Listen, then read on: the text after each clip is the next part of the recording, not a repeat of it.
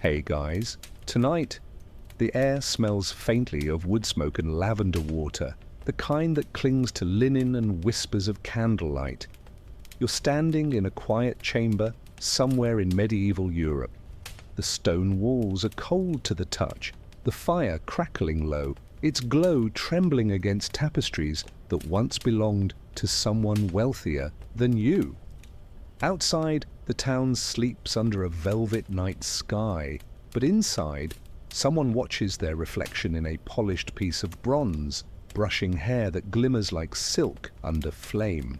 Before we begin, don't forget to like the video, subscribe, and tell me in the comments where you're watching from and what time it is. You notice the silence, how heavy it feels. Every flicker of light paints the room in gold and shadow. Beauty, here, is a strange kind of currency. It buys admiration, envy, and sometimes danger.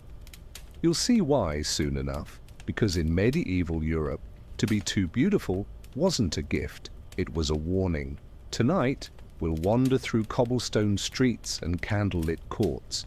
We'll listen to monks, midwives, and kings speak of beauty as if it were sorcery itself. You'll learn why faces could inspire devotion or death, and how mirrors were once feared more than weapons. So settle in, let the fire dim, and listen as history unfolds softly, one sigh, one superstition at a time. The chamber smells faintly of beeswax and cold stone. You can hear the gentle pop of a single flame, its light trembling against the uneven walls. The air is heavy with dampness, soft as breath, and your reflection shivers in the bronze basin before you. The candle's glow turns water to liquid gold, revealing a face that looks half human, half memory. In medieval Europe, to see yourself was not vanity, it was trespass. Reflection belonged to the divine, not to the flesh. Mirrors, or what passed for them, were rare and sacred. Most were polished metal, dull and imperfect, bending faces into ghostly shapes. You stare into one and see not beauty, but distortion, cheekbones melting into shadow, eyes doubled like twin moons. The church warned that gazing too long meant pride, and pride was the devil's favorite perfume. Lucifer had once fallen for his reflection too. You feel the echo of that warning in the flicker of every flame. Outside the chamber, the monastery bell tolls, a deep sound that rolls through mist and cobblestone. It's midnight, the hour of confession or temptation, depending on who's watching. Inside, a noblewoman kneels before her small mirror. Her hands are pale, her eyes uncertain. She whispers a prayer that sounds suspiciously like a compliment to herself. The line between devotion and desire has never been thinner than this. The water ripples once. The candle bends toward it, weeping wax onto the table. The reflection fractures into pieces. And for a moment, she looks monstrous, beautiful in a way that frightens even her. To medieval minds, such moments were not coincidence, but omen. Beauty too bright meant favor stolen from angels, and the punishment for borrowing heaven's light was always the same: silence, shame, or fire. You imagine her extinguishing the candle, the smell of smoke curling into the air, sweet, bitter, strangely human. The room sighs in darkness. Even in sleep, she'll dream of faces, of eyes that follow her in prayers and portraits. For the medieval woman, beauty was not an escape from the world. It was a spotlight she could never turn off. The next morning, she'll rise to whispers. A priest will warn against vanity, a maid will envy her hair, a suitor will promise eternity after meeting her for 3 heartbeats. None of them will see her fear, the quiet terror of being watched by heaven and earth alike. Beauty here is not armor. It's an exposed nerve. You glance again at the mirror. It no longer reflects anything clearly, just light, tremor, and time. In the background, the faint hiss of the candle dying sounds almost like a sigh of relief. Even fire, it seems, knows when to stop staring. Somewhere beyond the stone walls, dogs bark, and a cart creaks over wet mud. Life continues, indifferent. That's the cruelest truth of all. Beauty may command attention, but it never stops the world. It only slows it briefly, long enough to notice how fragile admiration really is. The woman dreams. In her dream, mirrors whisper. They promise her adoration, then demand sacrifice. When she wakes, she'll tell no one. Dreams like this belong to the devil's archives. The church would call them temptations. Poets would call them metaphors. Only she knows they feel like weather, inevitable and merciless. By dawn, light creeps through the shutters, pale and cold. The candle is a puddle of wax, the mirror dull again. Beauty, like fire, has burned out for the night. Yet in that emptiness, something lingers, the question that haunted 1,000 faces. If beauty invites danger, what does safety look like? You exhale slowly. The room grows still. History waits for no one, not even the admired. The echo of that candle's last breath still floats in the air, soft and stubborn. And soon, you'll see how admiration turns to accusation with only a single rumor in between. Because in medieval Europe, attention was never affection. It was surveillance with better lighting. Morning arrives grey and damp, the kind of cold that seeps through tapestries and bones. You smell ashes, lavender water, and boiled linen. A maid kneels near the hearth, grinding something in a shallow bowl. The sound is steady, hypnotic, stone against stone. When you look closer, you see her fingers white with dust, lead, chalk, and vinegar.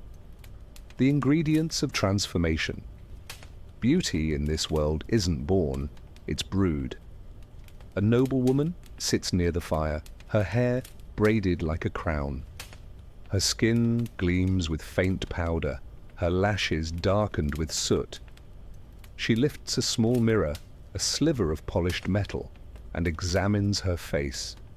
Every blemish looks like sin. In medieval Europe, complexion was morality, pale meant purity, tan meant toil. The cruelest paradox of all was that the pursuit of purity often poisoned it. You hear the maid cough softly, a dry sound. The fine dust clings to her skin, enters her lungs. Her mistress doesn't notice. The air smells of roses and arsenic, a combination far more common than scents. Perfume, in those days, wasn't indulgence, it was disguise. The wealthy masked not just odor, but mortality. They powdered over decay the same way they prayed over guilt, out of habit. The noblewoman smiles faintly, her face gleams, porcelain and false.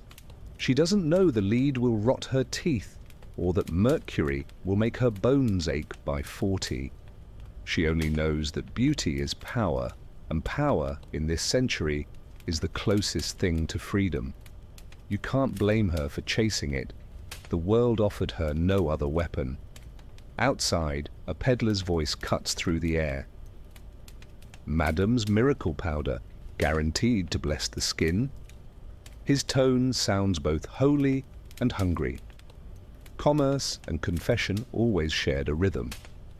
You picture him smiling as he sells the very thing that will undo her. Medieval vanity was capitalism's rehearsal, salvation in a bottle, priced to sin. The maid applies the final layer with reverence. Her fingertips move gently, almost lovingly, across the noblewoman's cheeks. You can see the difference already, the glow, the stillness, the illusion of peace. The mirror catches it all, reflecting the face of someone who no longer belongs entirely to herself. Beauty is possession in disguise, one owned by everyone but the wearer. The air thickens with perfume and pride. The lady stands, adjusts her gown, and walks toward the window. Outside, the world smells of rain and manure, nothing divine about it. She looks down at the street and frowns. Beauty, she thinks, deserves a cleaner world. The irony, of course, is that beauty has always been dirt's most loyal customer. You glance at the maid again. Her hands tremble slightly. The bowl is empty now, the powder gone. On her knuckles, a faint rash blooms. It looks almost elegant, like lace etched by suffering. No one will ever call it beautiful, though it's born from the same ritual. Hierarchy, you realize, smells like lead and lilac. Later, the noblewoman attends Mass. Her face glows in the dim cathedral light, ethereal, holy, deadly. The priest blesses her without noticing the faint shimmer of poison beneath the veil. To him, she looks like purity incarnate. To you, she looks like evidence. When she kneels, a single tear rolls down her cheek, cutting a pale line through the powder. It glistens like silver under the candles. Even beauty, it seems, leaks truth. As she leaves the church, you smell rain again, cleansing, gentle, almost apologetic. The street mirrors her reflection in puddles. She doesn't look, she never will. Mirrors tell truths she can't afford to hear. By nightfall, the powder will begin to flake, the illusion to crack. She'll wake tomorrow and do it all again. Because in a world where appearance writes destiny, even pain learns to smile. And beauty, no matter how fragile, always finds another layer to hide behind. The church bells echo faintly through the morning fog, their tones slow and deliberate. Inside the chapel, the air smells of candle smoke, wool, and damp stone. Women kneel beneath painted saints whose eyes follow them like unspoken warnings. The priest speaks softly of temptation, his voice a measured rhythm that sounds more tired than holy. Pride was Lucifer's fall, he says, and vanity is his reflection. The women bow lower. Beauty, in his sermon, is the devil's favorite mirror. You watch a young woman cross herself, her hands trembling slightly. Her veil slips, revealing a face too radiant for the dim light. The glow isn't divine, it's youth, unguarded and alive. Still, the priest's gaze flickers for half a heartbeat, and that's enough. She feels it. The look is small, but its consequence enormous. In medieval Europe, even being admired could turn into accusation. Later, outside the chapel, whispers begin. They sound like bees in thick air, low, persistent, untraceable. "She's too beautiful," someone murmurs. Another replies, "God tests with beauty as he does with suffering." You sense the envy woven into the piety. Admiration always came wrapped in suspicion. A woman too lovely must be favored by something unholy. At the market, the same girl buys apples. The vendor avoids her eyes, muttering a half-blessing, half-warning. "Keep your head covered," he says, "or men will think dark thoughts." You can hear the logic unraveling itself. Protect men from their own weakness by punishing the women who remind them of it. The system works only because fear feels safer than fairness. She returns home to find her mother waiting, sewing by the hearth. The smell of smoke and broth fills the small room. "You mustn't smile too easily," her mother says without looking up. People notice. The advice is gentle but heavy. In this century, modesty is both shield and shackle, an art learned before puberty, perfected by necessity. You imagine her trying to hide her beauty the way others hide sin, quietly, unsuccessfully. She pulls her shawl tighter, lowers her eyes, moves with deliberate slowness. But beauty isn't a choice, it's an accusation that precedes words. Every step she takes becomes evidence of vanity she never intended. You can almost hear the verdict forming behind closed doors. In the evenings, she avoids the window light. The men who pass glance too long, their looks lingering like fingerprints. To them, attraction feels like proof. No one could be that fair without witchcraft, one says, half joking. Jokes in this age travel faster than justice. When spring arrives, the gossip grows wilder. Milk spoils near her house, a child falls ill, a cow refuses to produce. None of it is her fault, but all of it is her fault. Medieval superstition was an economy of blame. Someone always paid the price, and beauty came with a convenient receipt. She stops attending Mass. She prays alone now, her words quieter, her faith heavier. "Lord," she whispers, "make me plain." You feel the ache in that sentence, the prayer of someone trying to unsee herself. The church may preach humility, but the world demands disappearance. By midsummer, she is gone. Some say she left for a convent, others for the grave. The town doesn't ask which story is true, because both are tidy. Beauty, when it vanishes, makes everyone more comfortable. The priest calls it divine justice. The women call it peace. You stand before the empty pew where she once sat. Dust gathers on the wood. Outside, the bells toll again, slow and certain. The sound fills the chapel, erasing the echo of her name. And that's how admiration becomes caution, and caution becomes memory. In this world, beauty is a fire. Everyone warms their hands by, until someone remembers to call it dangerous. The tavern hums with laughter and smoke. The air smells of ale, sweat, and roasted onions. Outside, rain slicks the cobblestones, turning them into liquid mirrors. You sit in the corner, half hidden in shadow, watching faces glow red under torchlight. Men boast about hunts and battles, voices slurred with drink, but every few moments, their eyes drift toward the woman who serves the beer. She doesn't speak much. She doesn't need to. Her beauty does the talking, and the room listens. In another world, this would be harmless. A brief glance, a polite smile, the quiet acknowledgement of grace. But here, in medieval Europe, desire is both sin and sentence. A woman's face can spark a confession or a riot. The church calls lust a male weakness, but punishes the women who remind them they have bodies. You can feel the absurdity thicken with the smoke. The serving girl moves between tables, balancing mugs of ale. Her apron is damp.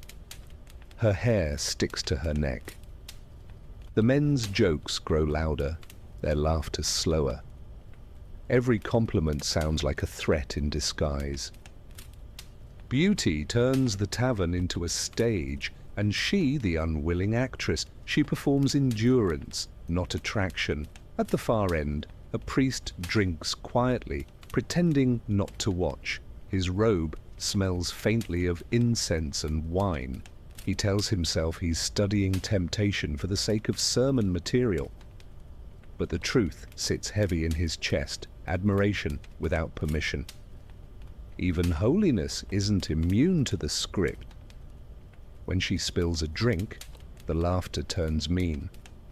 "Clumsy hands," someone jeers. Another adds, maybe she's cursed. The words hang in the air, sour as old ale. In this century, women are never allowed mistakes, only omens.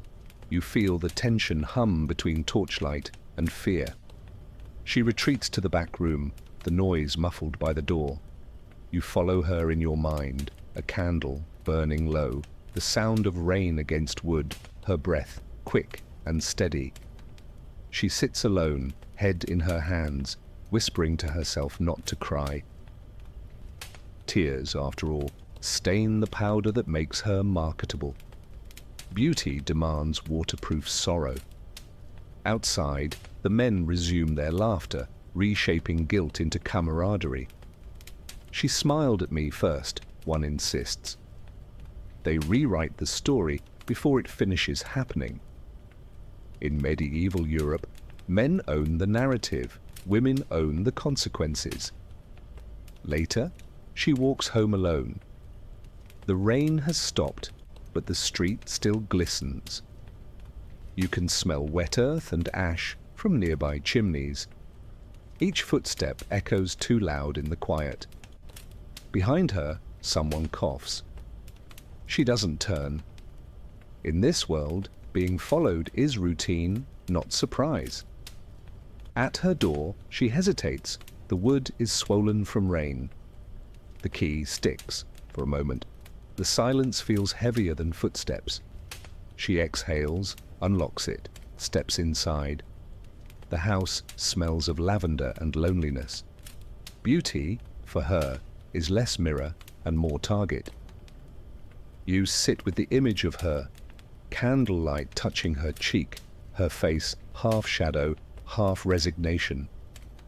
You realize that medieval desire wasn't about love, it was about power, projected and denied. Every glance was a sermon, every compliment a confession. The next day, the tavern tells the story differently. She flirted, someone says. She invited it. The tale grows until it forgets she was ever real. That's the final cruelty of beauty here. It doesn't just attract danger, it attracts fiction. And fiction, unlike envy, never dies quietly. The cathedral smells of incense, damp stone, and human breath. Candles hiss where wax meets metal, their light trembling against mosaics that shimmer with too much gold. You stand near the back, half hidden among parishioners, as the bishop speaks. His voice rolls like thunder under a roof of painted angels. Beauty, he says, is temptation dressed in silk. The congregation nods in fearful agreement.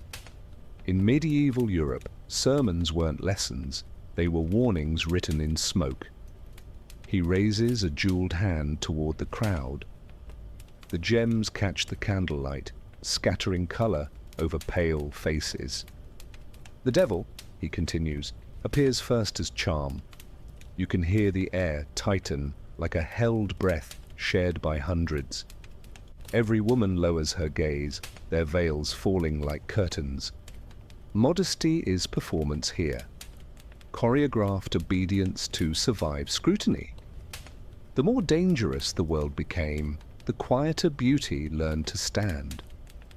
From your place near the doorway, you notice the frescoes on the walls, saints with sunbeam halos, martyrs with calm eyes, demons painted just human enough to make you wonder. Artists didn't draw evil as monstrous, they drew it seductive.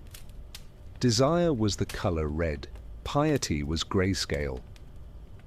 Beauty, in that palette, belonged to neither heaven nor hell, but to the trembling space in between.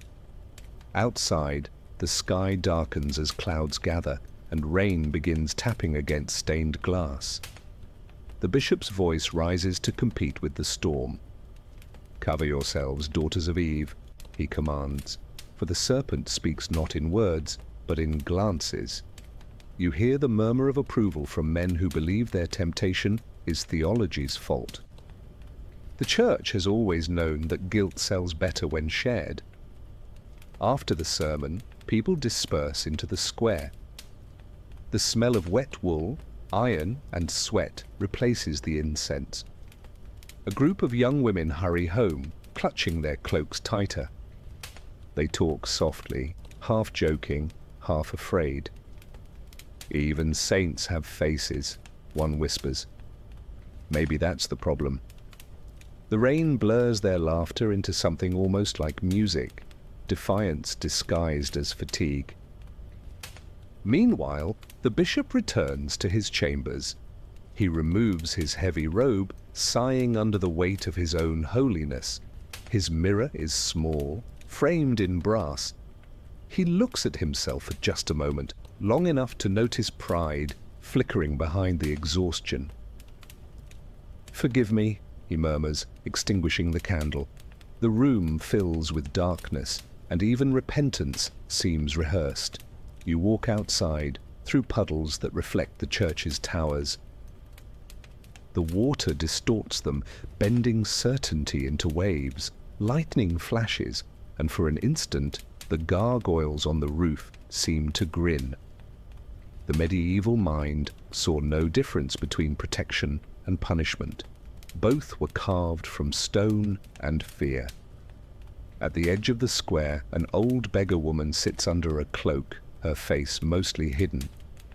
You drop a coin into her bowl.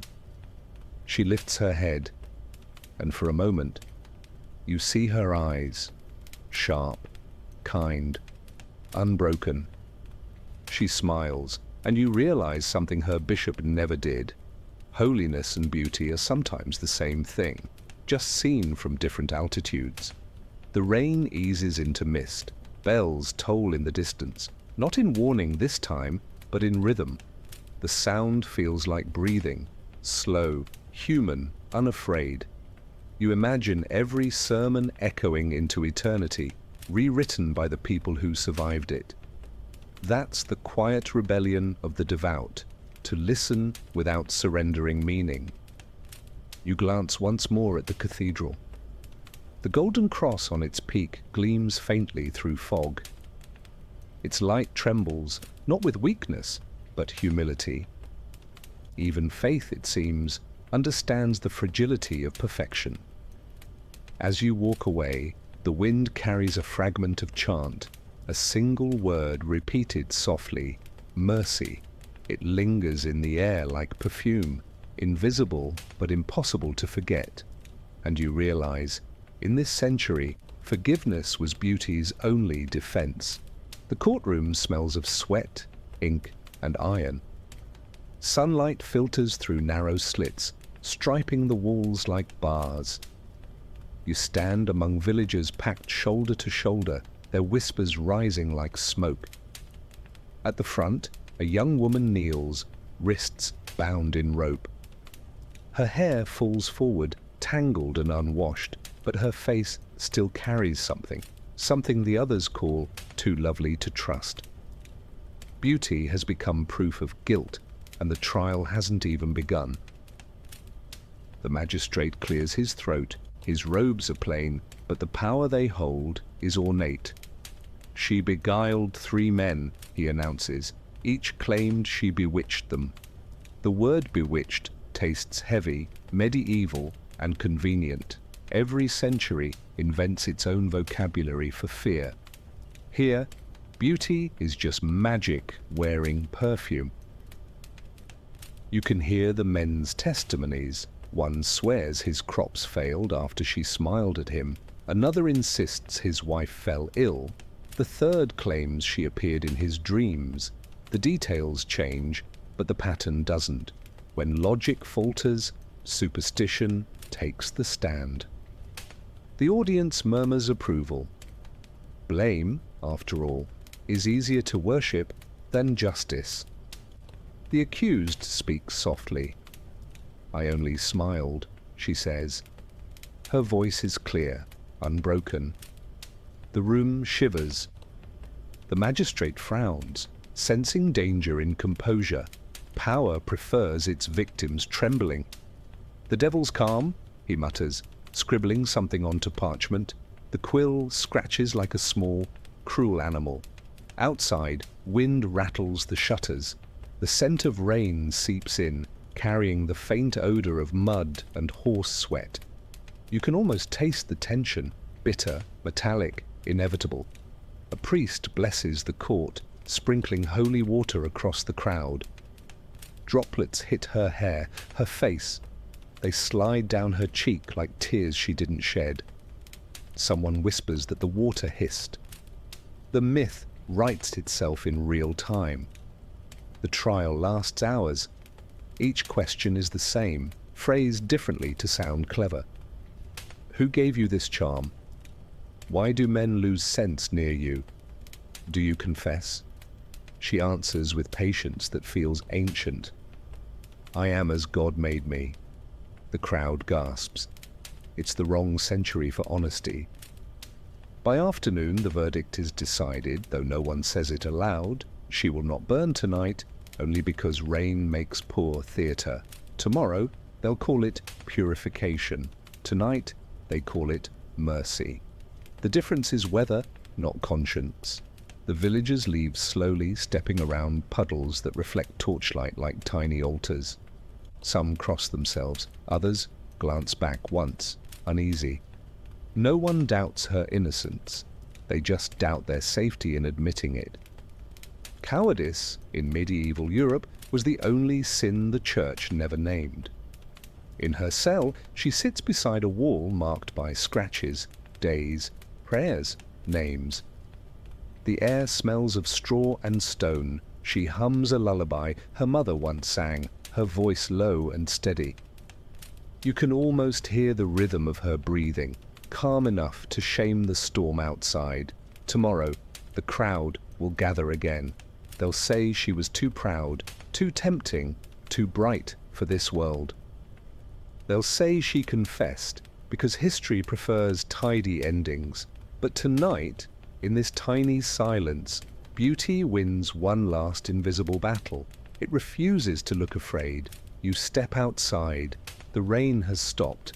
The moon floats pale over the rooftops, indifferent and kind. The streets glisten with light and guilt. Somewhere, a bell tolls for vespers. Its echo stretches long across the fields, gentle, solemn, unjudging. And you realize that in every age, fear doesn't destroy beauty. It only frames it in fire and calls it justice. The village smells of hay, smoke, and bread still warm from the morning oven. You walk down a narrow lane lined with half-timbered cottages where rainwater pools between cobblestones.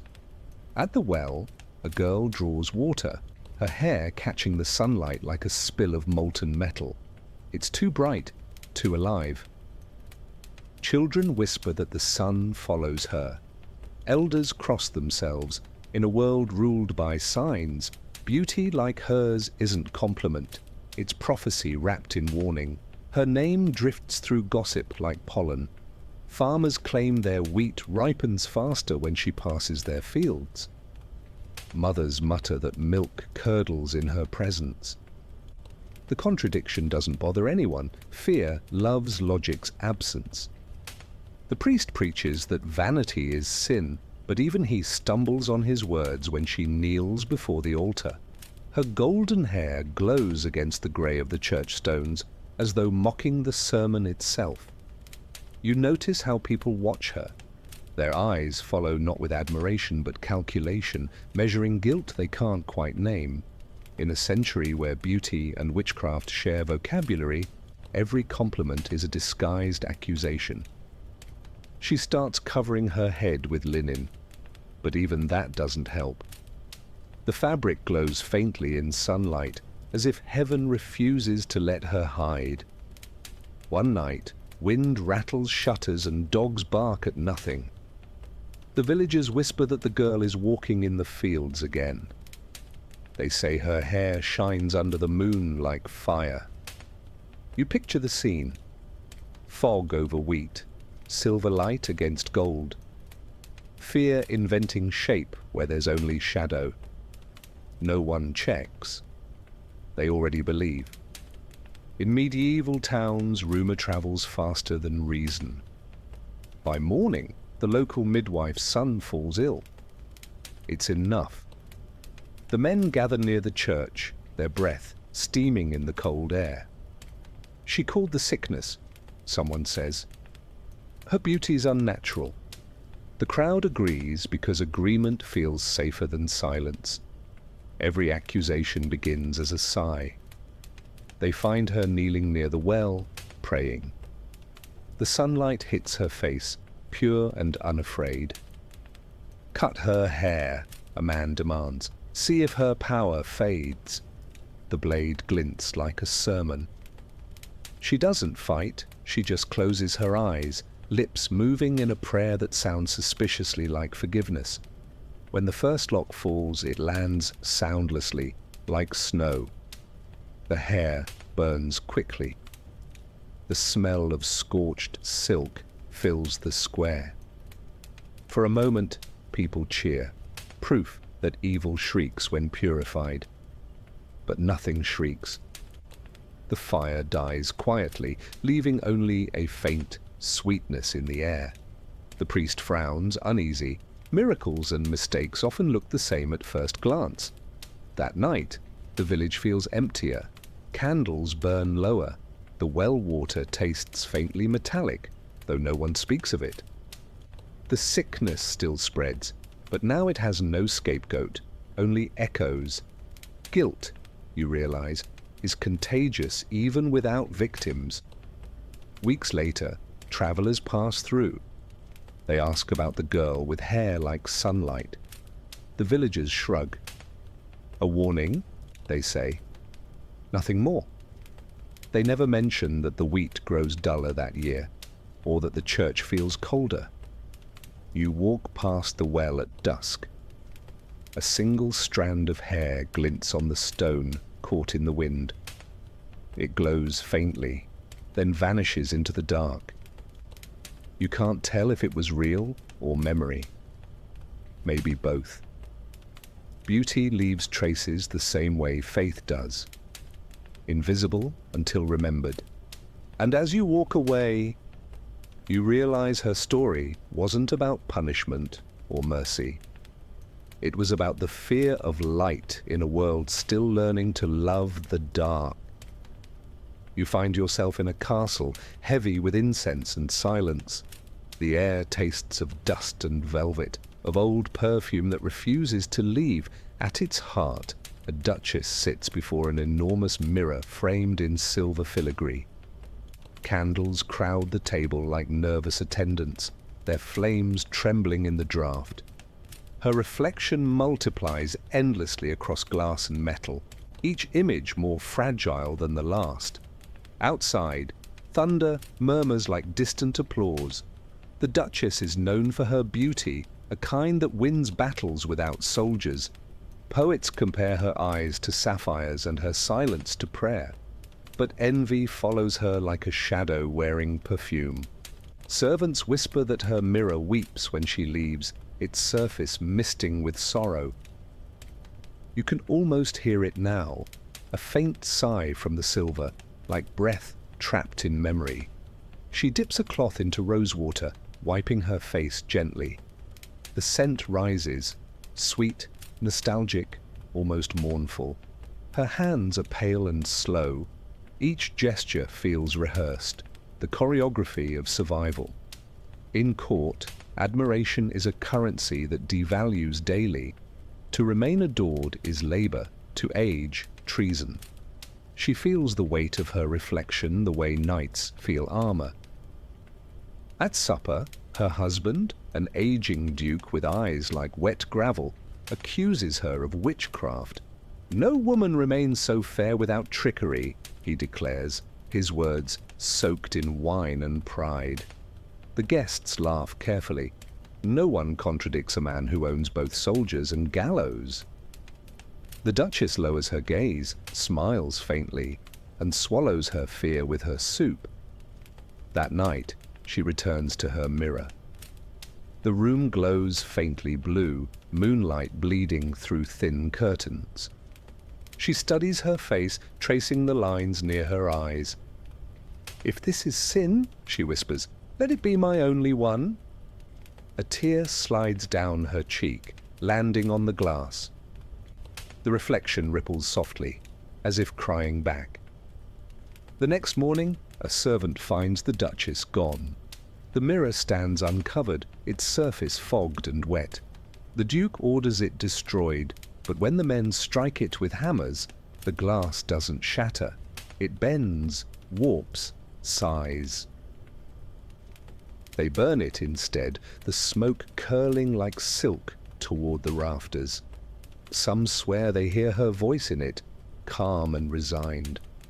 "At least," she says, "the mirror finally blinked." Years pass. The castle decays, ivy strangling its towers. Children play in the ruins, daring each other to look into shards of glass left buried in dust.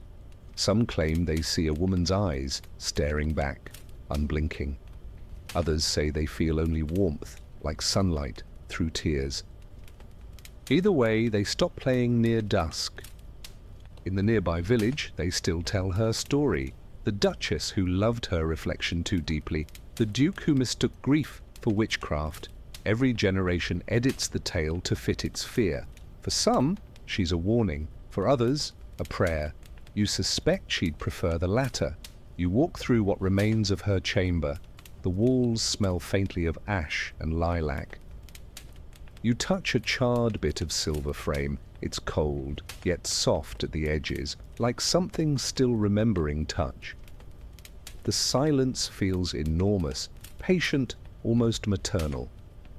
When you leave, the air outside tastes cleaner, as though confession lingers in the wind. You realize the Duchess never sought immortality, only recognition that beauty and sorrow often share the same mirror. And when the night deepens, you catch your own reflection in a puddle by the road. For a brief, dizzy moment, it looks back and smiles, not eerily, not cruelly, but knowingly. You smile too, unsure who began it, because in the end, beauty isn't what deceives the world. It's what reminds it how fragile truth really is. The great hall smelled of roasted meat and old wood, the scent mixing with damp wool and smoke from torches that lined the stone walls. The firelight danced across iron goblets and armored shoulders, painting the faces of men who laughed too loudly after wine. At the far end of the hall, a lady sat beneath a crimson tapestry, her veil thin enough to glow like silk flame. The knight noticed her once, twice, then too long, forgetting that in this world, admiration was accusation in disguise.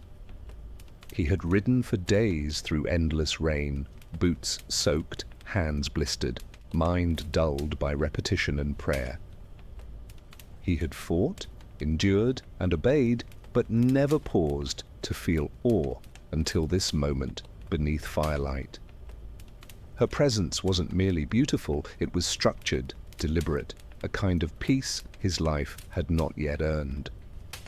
When their eyes met, it felt less like discovery and more like trespass. She lowered her gaze, but the damage had already begun. Around them, silence gathered like smoke, invisible but unmistakable. The lord of the castle noticed his gaze, the kind that weighed more than words. In medieval Europe, glances carried consequences, and this one was heavier than steel. Men didn't fight over kingdoms here, they fought over perception. A woman's beauty, once admired, became a weapon in someone else's hand. The knight didn't understand yet that he had already drawn his blade without moving. Later that night, the castle dimmed, torches reduced to breathing embers. The corridors echoed with wind and whispers, the kind that rustle between walls when servants sleep.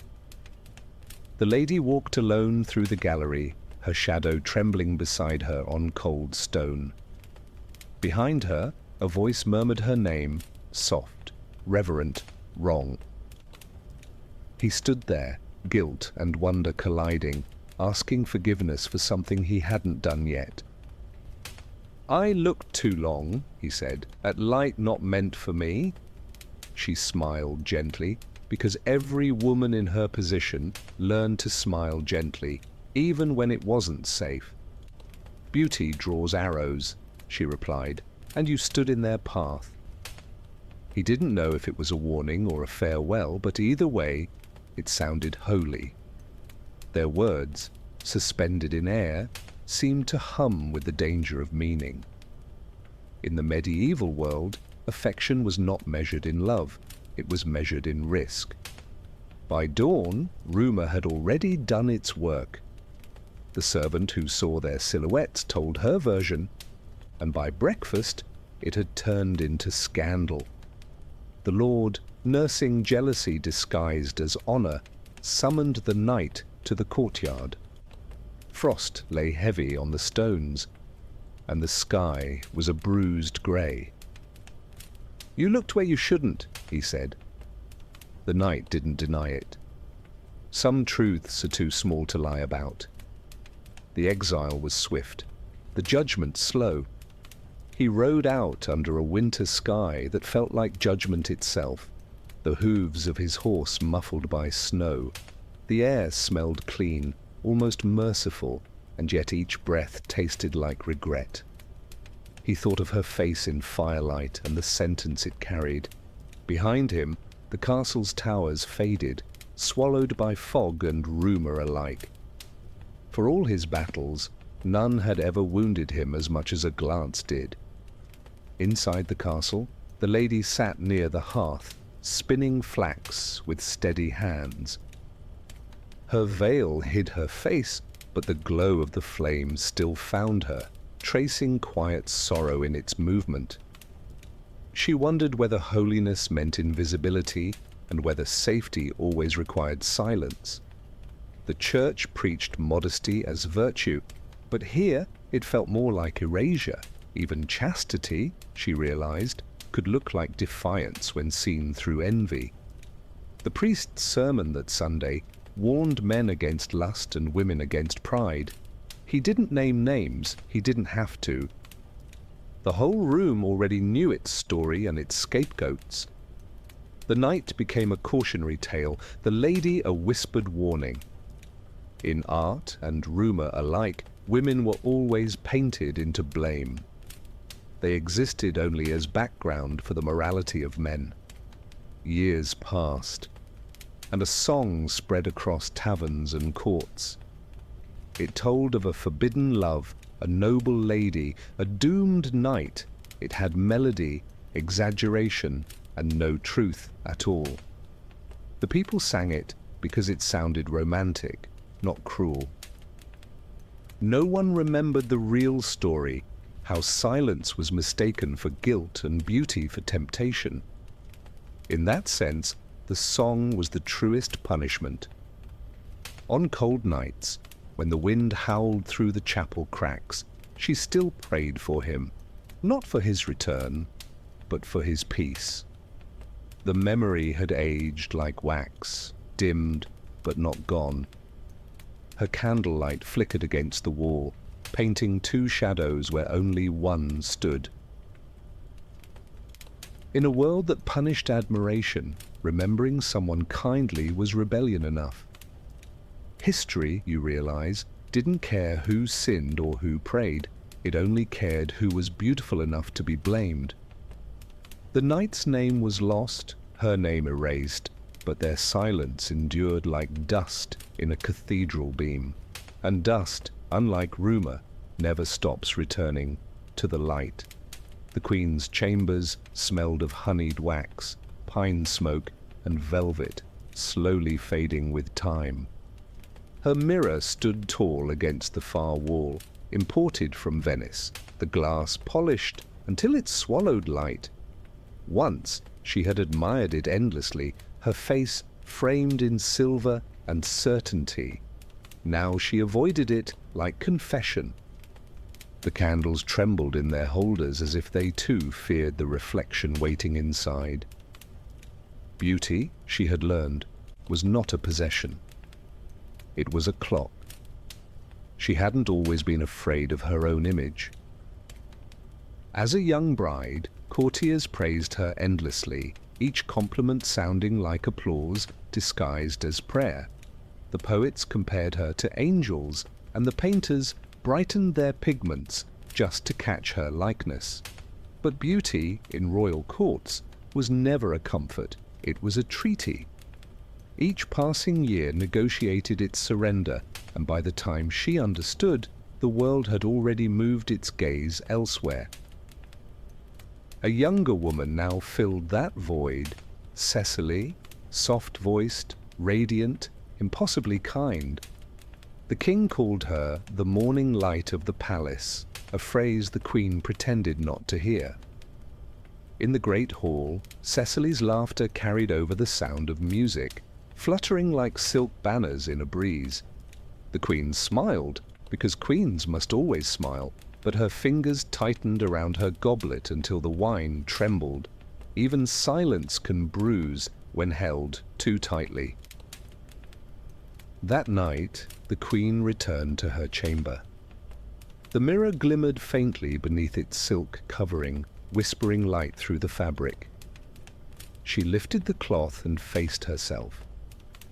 The image that looked back was not cruel, just honest. Lines traced the corners of her mouth, not of sorrow, but of years. "So this is the price," she murmured. In that instant, she felt both victim and accomplice, worshipper and exile from her own beauty. She ordered the mirror to be covered again, sealed beneath velvet like a tomb. Servants obeyed quickly, grateful for any ritual that promised safety from strange moods. But covering reflection doesn't erase vanity, it feeds it in darkness. The queen began to imagine her beauty as an echo, fading each time someone said another's name louder. Jealousy, she discovered, doesn't start with comparison, it starts with memory. The next day, the king praised Cecily's singing, and the court's laughter felt rehearsed. The queen's smile faltered by a heartbeat, which was enough for rumor to bloom. By nightfall, the whispering began, first in the kitchens, then the corridors, then her own ladies' chambers. They called her proud, cold, insecure. The mirror, still veiled, seemed to hum with amusement, as though mocking her for thinking silence could save her. In the following weeks, the queen watched Cecily closely, not cruelly, but helplessly. She counted her gestures, her bows, the way the men's eyes followed her. She doesn't even know, the queen thought, that admiration is the beginning of danger. But envy and pity make poor roommates. Soon only bitterness remained. To protect her crown, she convinced herself she was protecting her soul. Cecily was sent to a convent under the pretense of piety. The king called it wisdom. The courtiers called it strategy. The queen stood at the window, watching the carriage depart, and told herself that holiness required sacrifice. But the silence that followed was heavy, and even prayer couldn't fill it. When she finally uncovered the mirror, her reflection met her like an old friend she'd betrayed. Years later, when painters immortalized her in oils, they softened every truth. The lines disappeared, the gaze brightened, and history dressed her in mercy. But even on canvas, her eyes betrayed her. They looked not outward, but toward what might replace them. The bards called her wise, but her wisdom was only the archaeology of fear. In her final winter, she asked for the mirror once more. The room was cold and still, the hearth breathing its last orange glow. She studied herself in silence, unflinching. "Not lost," she whispered, "only translated. Outside, snow covered the courtyard, soft as forgiveness. For the first time, her reflection didn't frighten her.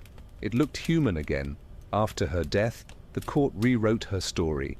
They said she was vain, cruel, suspicious. No one mentioned that she had simply grown old in a place where beauty was law.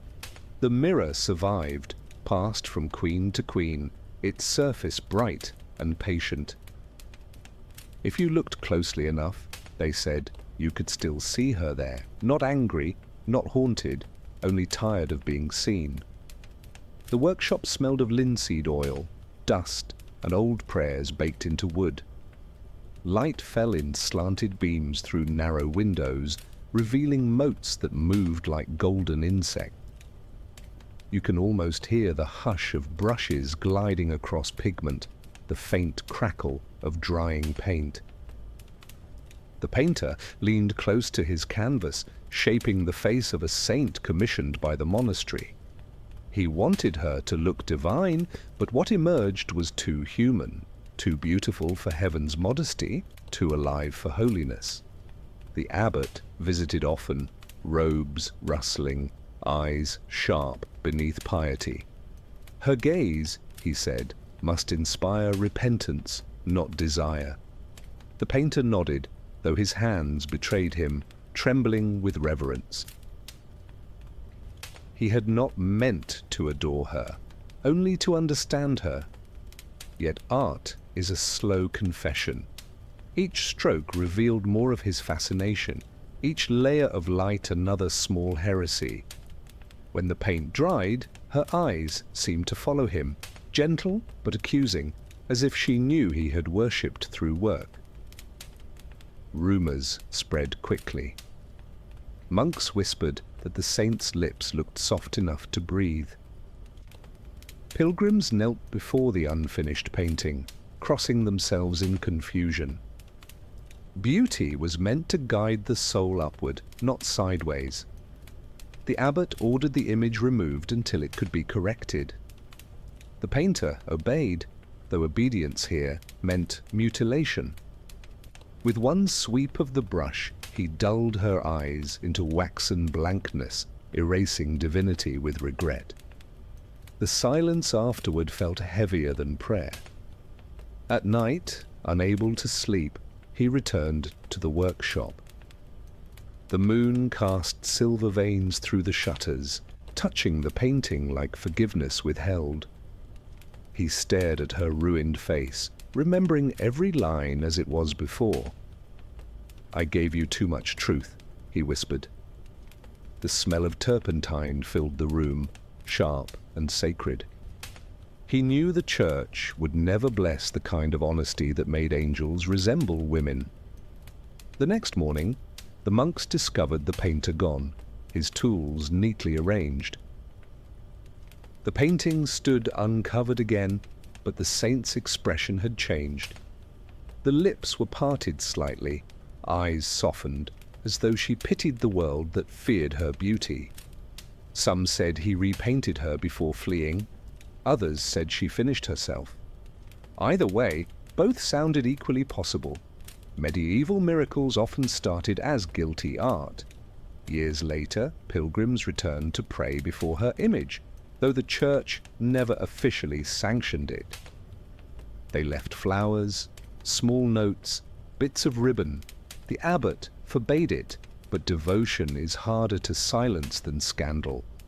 The saint became a legend without miracles, known only for her eyes, eyes that could not be blurred into obedience. Every woman who prayed there saw something of herself reflected in them. You imagine the painter wandering distant towns, painting altarpieces under false names. Each face he painted carried a trace of her, the tilt of a brow, the softness of a shadow. He didn't paint repentance anymore. He painted memory disguised as myth. His sin had made him freer than most priests. In art, exile often feels like home. The original painting was hidden in the abbey crypt, locked away in a chest of relics. Centuries later, when the wood decayed, the face still glowed faintly beneath the dust. No miracle was recorded, but no one doubted one had happened. Even time, it seemed, feared to ruin her. The divine has always had a habit of borrowing human faces, and so the painter's mistake became the abbey's secret, a beauty too pure for the church to destroy, too dangerous to display. Pilgrims who saw her described not lust, but peace, a peace born of recognition, not denial. In the end, the painter had given the world what the world wasn't ready to admit it needed. A saint who looked like a woman who had lived. The monks who guarded her grave forgot the man's name, but not his courage. Each spring, when the light entered the chapel just right, they swore her eyes glimmered briefly, half sorrow, half forgiveness. The abbot's successors called it reflection, the faithful called it memory. But the painter, wherever his bones rested, would have called it love. Beauty, after all, never learns discretion. It only waits to be misunderstood again. The village smelled of herbs and rain-soaked wool, the kind of scent that clings to doorways and prayer beads alike. Smoke from hearths curled lazily into the sky, carrying whispers of time and fear. At the edge of the forest lived a healer named Aveline, known for her calm and for hands too steady to be ordinary. Her face was plain to some, luminous to others. Children brought her flowers, men brought excuses to visit. She healed without potions. Touch alone seemed to convince the sick to rise. In a time where miracles belonged only to the church, her gift became a problem. The priest began to notice how many people skipped confession but visited her cottage. God works through chosen vessels, he warned from the pulpit, but the devil, too, prefers gentle hands. The villagers nodded, half in fear, half in gratitude. Faith and suspicion have always shared the same pew. Aveline worked quietly, crushing herbs in her mortar as rain drummed on the roof. Her cottage glowed faintly green from the bottles stacked near the window. She never charged for healing, though people left bread and wool in thanks. Her only decoration was a small cross carved from driftwood. "If this is sin," she once told a child, "then heaven smells like rosemary." But peace, in the medieval world, was never allowed to be feminine. One autumn, a nobleman's wife arrived at her door, pale and coughing blood. Aveline brewed a potion that smelled of mint and wine, cooling it with careful breath. The woman drank, slept, and woke well enough to weep. "A miracle," she whispered. But miracles outside church walls were heresy. The priest visited that night, his robe damp with righteousness. "Confess," he demanded, "that your beauty tempts spirits." Her laughter broke the air like glass. "Only men," she said, "seem tempted." The next Sunday, he preached against vanity and witchcraft, describing her hair, her smile, her hands. "Eve returns in every healer who loves too kindly," he thundered. The crowd murmured, torn between gratitude and obedience.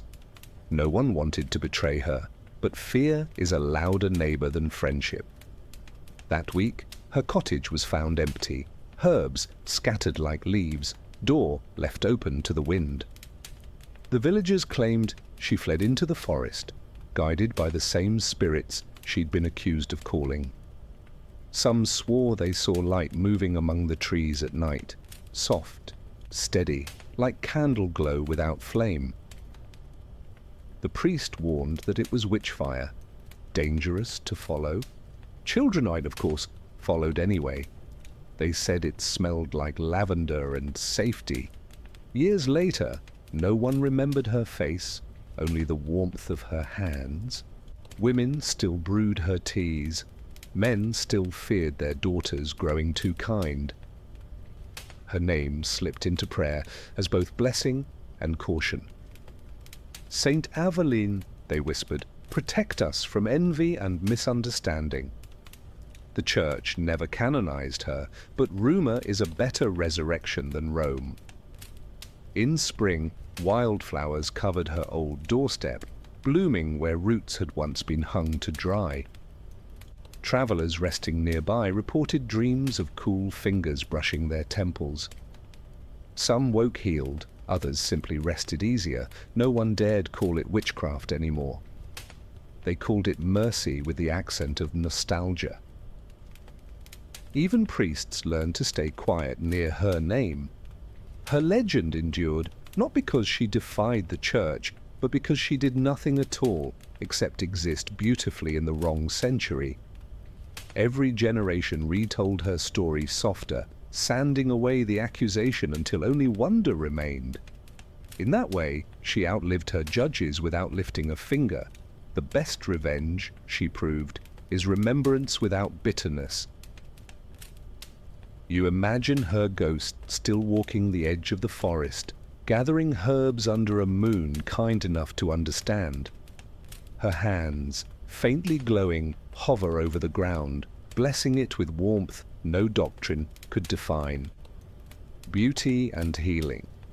Two sins women were never forgiven for, finally made peace beneath her quiet trees.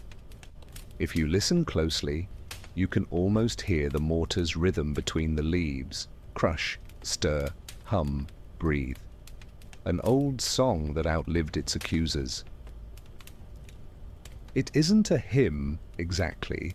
It's survival, sung softly enough for heaven not to notice.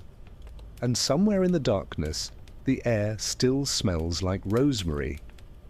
The air around the manor was thick with sweetness, a perfume of jasmine, honey, and crushed violets that seemed to cling to the lungs. The lady who owned the garden was known for tending it herself, her hands forever scented with soil and roses. She moved slowly between the rows each morning, the dew on her gown glimmering like scattered pearls. Her husband was a merchant who adored profit but feared beauty, and her garden grew richer than his ships ever did. Travelers came from miles away to see it, claiming no earthly soil could smell so divine. Some whispered that angels kissed the petals at dawn, others that she had fed them with forbidden charms. When wind carried the scent beyond her gates, men stopped at the road just to breathe it. Women whispered blessings and curses in equal measure. "She grows temptation," one said, clutching her rosary. "No saint would smell that lovely." The perfume was paradise with a price tag. The priest visited, drawn by curiosity disguised as duty. "Your flowers bloom out of season," he remarked, brushing a stem heavy with color. "Perhaps your prayers are too effective." She smiled softly and offered him a rose. "Perhaps they're simply heard by the right ears," she said. He didn't laugh. The rose's fragrance clung to his robe for days, and when his congregation noticed, he burned it behind the altar, muttering scripture as smoke filled the nave. Soon after, rumors took root faster than weeds. They said she spoke to the moon, that she used the scent of flowers to charm men into obedience. One night, the merchant returned home from a journey and found villagers waiting, torches in hand, eyes fevered by righteousness. "She bewitches our sons," they shouted. "She turns prayer into perfume." The lady stood in the doorway, calm as dawn. Her gown shimmered faintly under torchlight. "If fragrance is sin," she said, "then creation is guilty." They burned the garden first, the petals curling into black smoke, the air turning bitter as judgment. She watched quietly, her face serene, as flames devoured her life's devotion. When the fire reached her favorite rosebush, she knelt beside it, hands open. "May the earth remember sweetness," she whispered. By morning, nothing remained but ash and rumor. But even ashes remember what they once smelled like. Years later, grass grew over the ruins, wildflowers returning where order once ruled. Travelers still paused at that stretch of road and swore the air there was softer, warmer, faintly perfumed. No one knew why, though every spring the wind carried a trace of jasmine again. Miracle, some said. Witchcraft, said others. Time, as usual, refused to clarify. The truth hid somewhere between breath and memory, waiting for someone brave enough to inhale. The villagers built a shrine there eventually, small and simple, to the Lady of Fragrance. They left sprigs of herbs, prayers for love, and broken bottles of perfume. The church ignored it, the nobility mocked it, but the people kept coming, because beauty that survives fire becomes sacred by default. They said the scent comforted the dying and softened the angry. Perhaps, at last, her garden had bloomed exactly where it belonged, in grief. And so her legend took root in silence. The lady who grew temptation, who turned sin into scent, who proved that holiness sometimes smells like defiance. When the wind passes through the meadows at dusk, you can almost hear the hum of bees that no longer exist. And if you breathe deeply enough, you might swear the air still tastes faintly of forgiveness. In a narrow attic beneath a slanted roof, the seamstress worked by candlelight that trembled against her needles. The air smelled of wax, linen, and warm metal, the scent of quiet labor that never rested. Her hands were small, quick, and impossibly graceful. It was said she could stitch a hem so fine that even angels wouldn't notice the seam. People called her blessed, but she corrected them softly. No, just patient. Still, patience and magic often wore the same perfume to suspicious minds.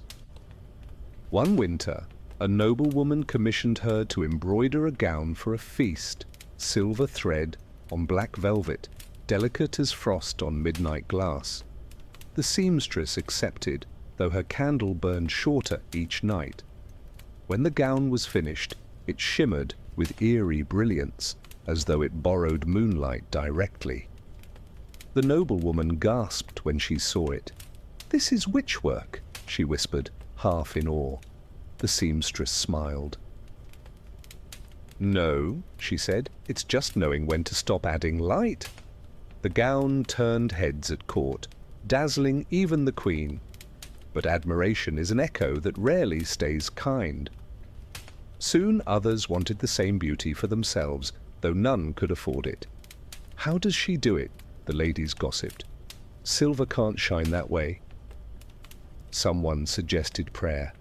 Another whispered pact. The queen sent for the seamstress, intrigued by the rumor of unholy craftsmanship. Her carriage arrived at dawn, wheels hissing over snow, and the invitation didn't sound optional. In the palace, she stood before the throne, her dress plain, but her eyes steady. "They say your work defies nature," Queen said, examining her calloused fingers. "Does it?" The seamstress shook her head.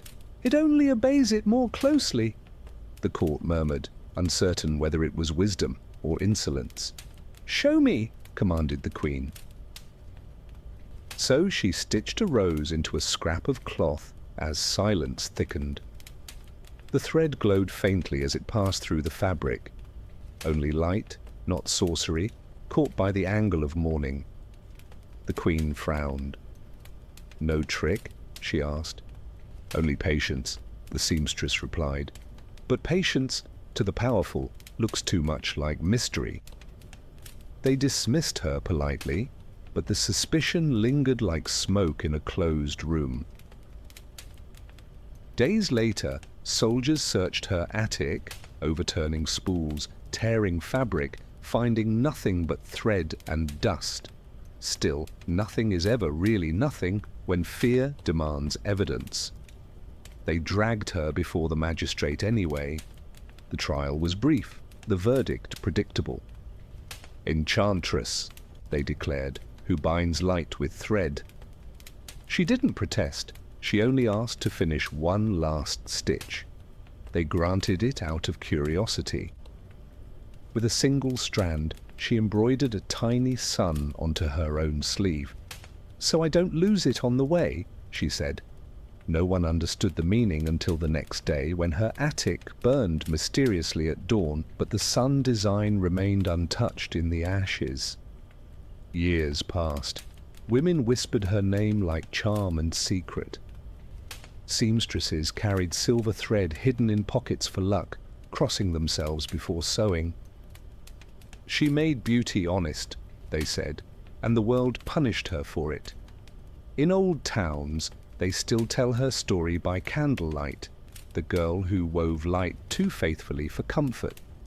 Travelers claim that in quiet attics at night, when a candle flickers low, you can sometimes hear the faint sound of thread passing through fabric.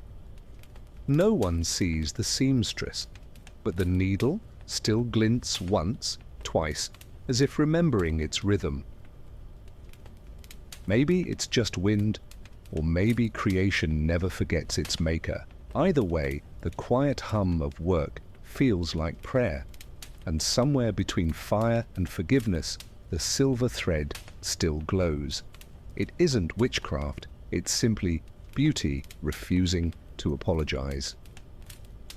The tavern sat at the edge of the village, low-roofed and heavy with smoke. The smell of ale, wet wool, and roasted onions thickened the air into comfort. At its center stood a woman with a voice so clear that candles flickered whenever she sang. Her name was Elaine, though travelers called her the Nightingale. Each night she sang of love and faith and storms at sea, and men wept into their cups without shame. Beauty that moved hearts was tolerated until it moved the wrong ones. One evening, a knight from the royal garrison stopped by, weary from battle, armor dented, eyes hungry for peace. He heard her sing and forgot his drink. Her song sounded like forgiveness stretched into melody, soft and unbearable. When she finished, he bowed low, calling her blessed. Others laughed, but the laughter faltered under something heavier, envy or maybe longing. In a world built on pride, being moved was an act of rebellion. The song had crossed a line they couldn't name. The next morning, the priest called for her. "Your voice," he said, "makes men forget their vows." He warned her that beauty was dangerous when wrapped in sound. Even angels were musicians, he reminded, and look what rebellion cost them. Elaine smiled politely, promising to sing only hymns from now on. But hymns, sung in her voice, didn't sound holy. They sounded human, and that frightened them even more. Soon, rumors began to drip through the streets like rain through a leaky roof. Some said she sang spells that bent desire, others that her songs made crops grow faster.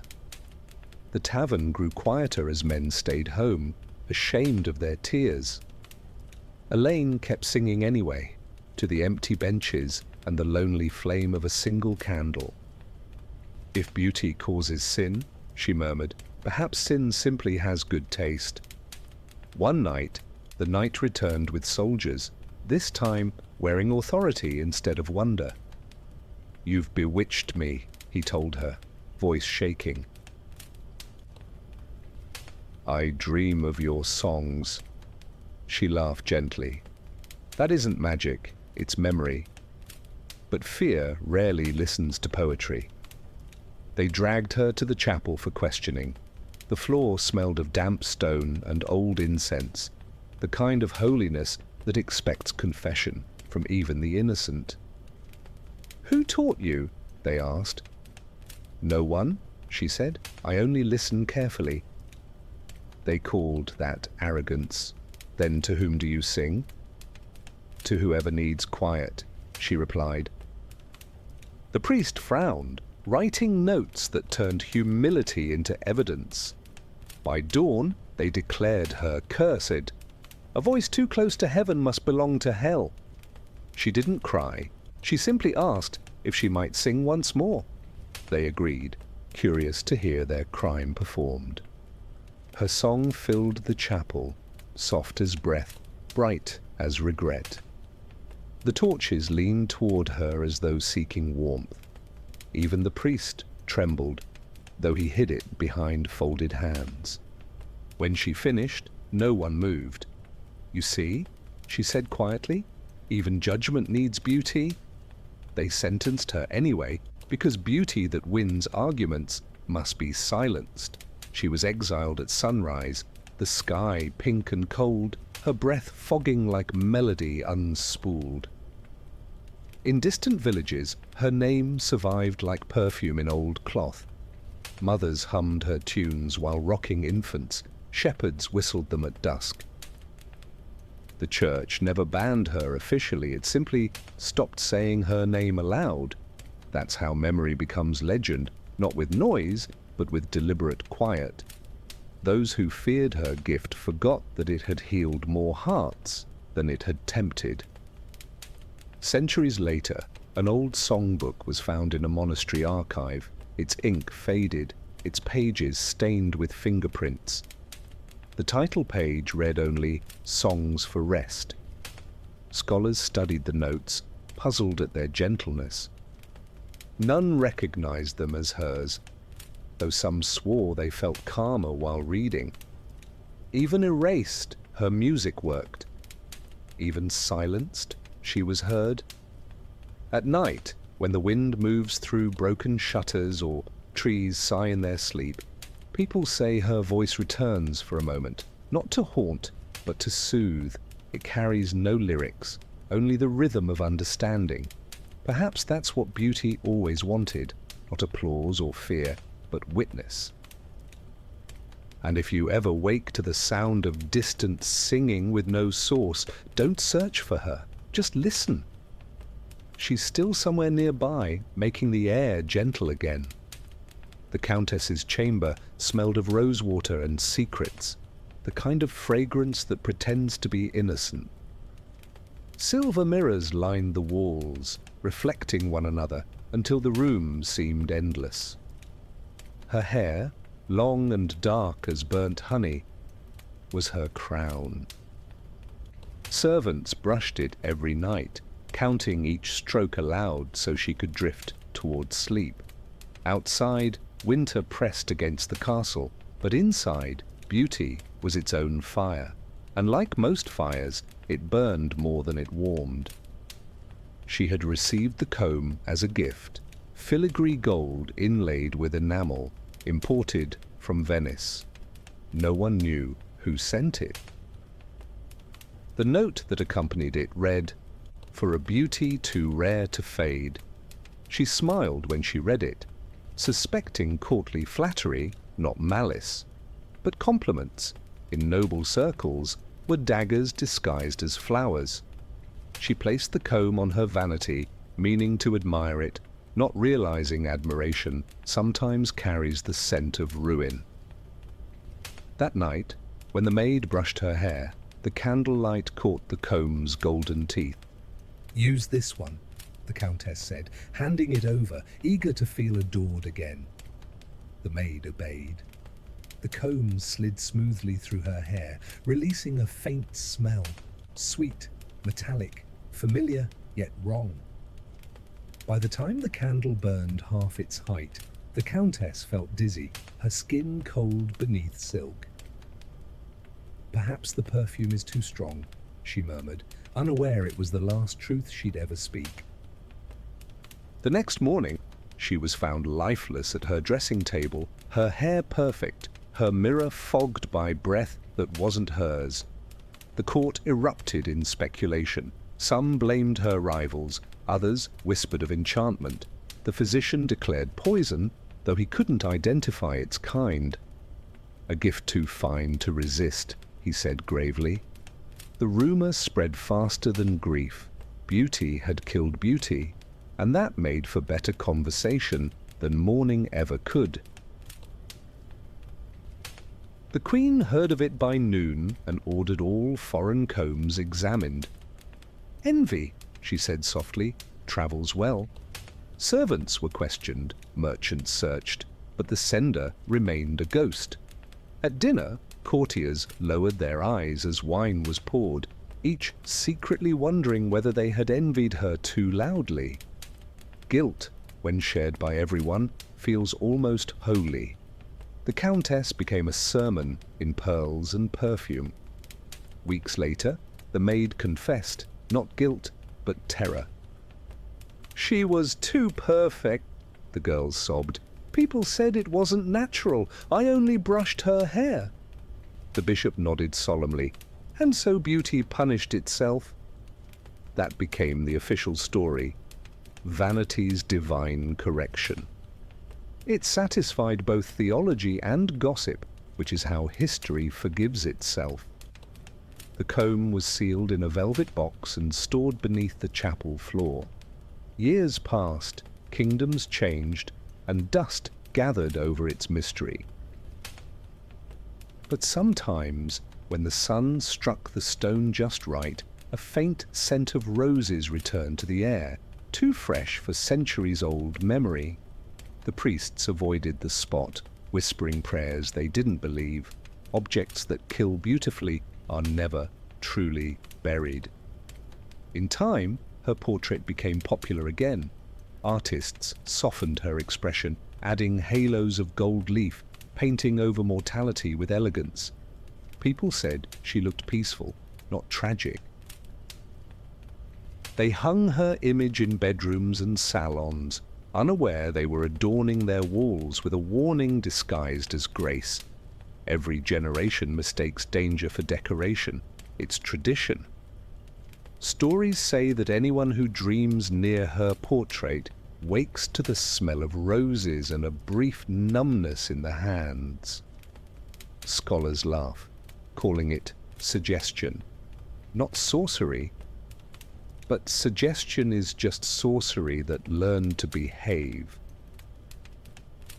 The Countess, they say, still sits before her mirror somewhere, waiting to be admired once more, eternally perfect, eternally still. In truth, her death wasn't a curse or conspiracy, it was inevitability wearing jewels. In a world where beauty was both armor and target, admiration itself was the poison. The comb only delivered what the century already promised. And somewhere, beneath the chapel stone, it still gleams faintly in the dark, patient as vanity, perfect as vengeance. The palace was a labyrinth of incense and silence, built not for comfort, but for ceremony. The air smelled faintly of sandalwood, beeswax, and the cool breath of marble. In its innermost chamber sat the princess, veiled even when alone, the fabric thin as mist, but heavy with meaning. Her beauty, they said, could start wars. Her father agreed, which is why he kept her hidden. Every morning, maids changed her veils like other women changed jewels. Seclusion was her inheritance, woven in gold thread. When visitors arrived, she greeted them from behind a curtain, her voice calm and musical.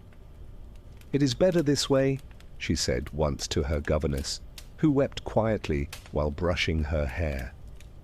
No one alive had seen her face clearly, not even the servants who slept outside her door.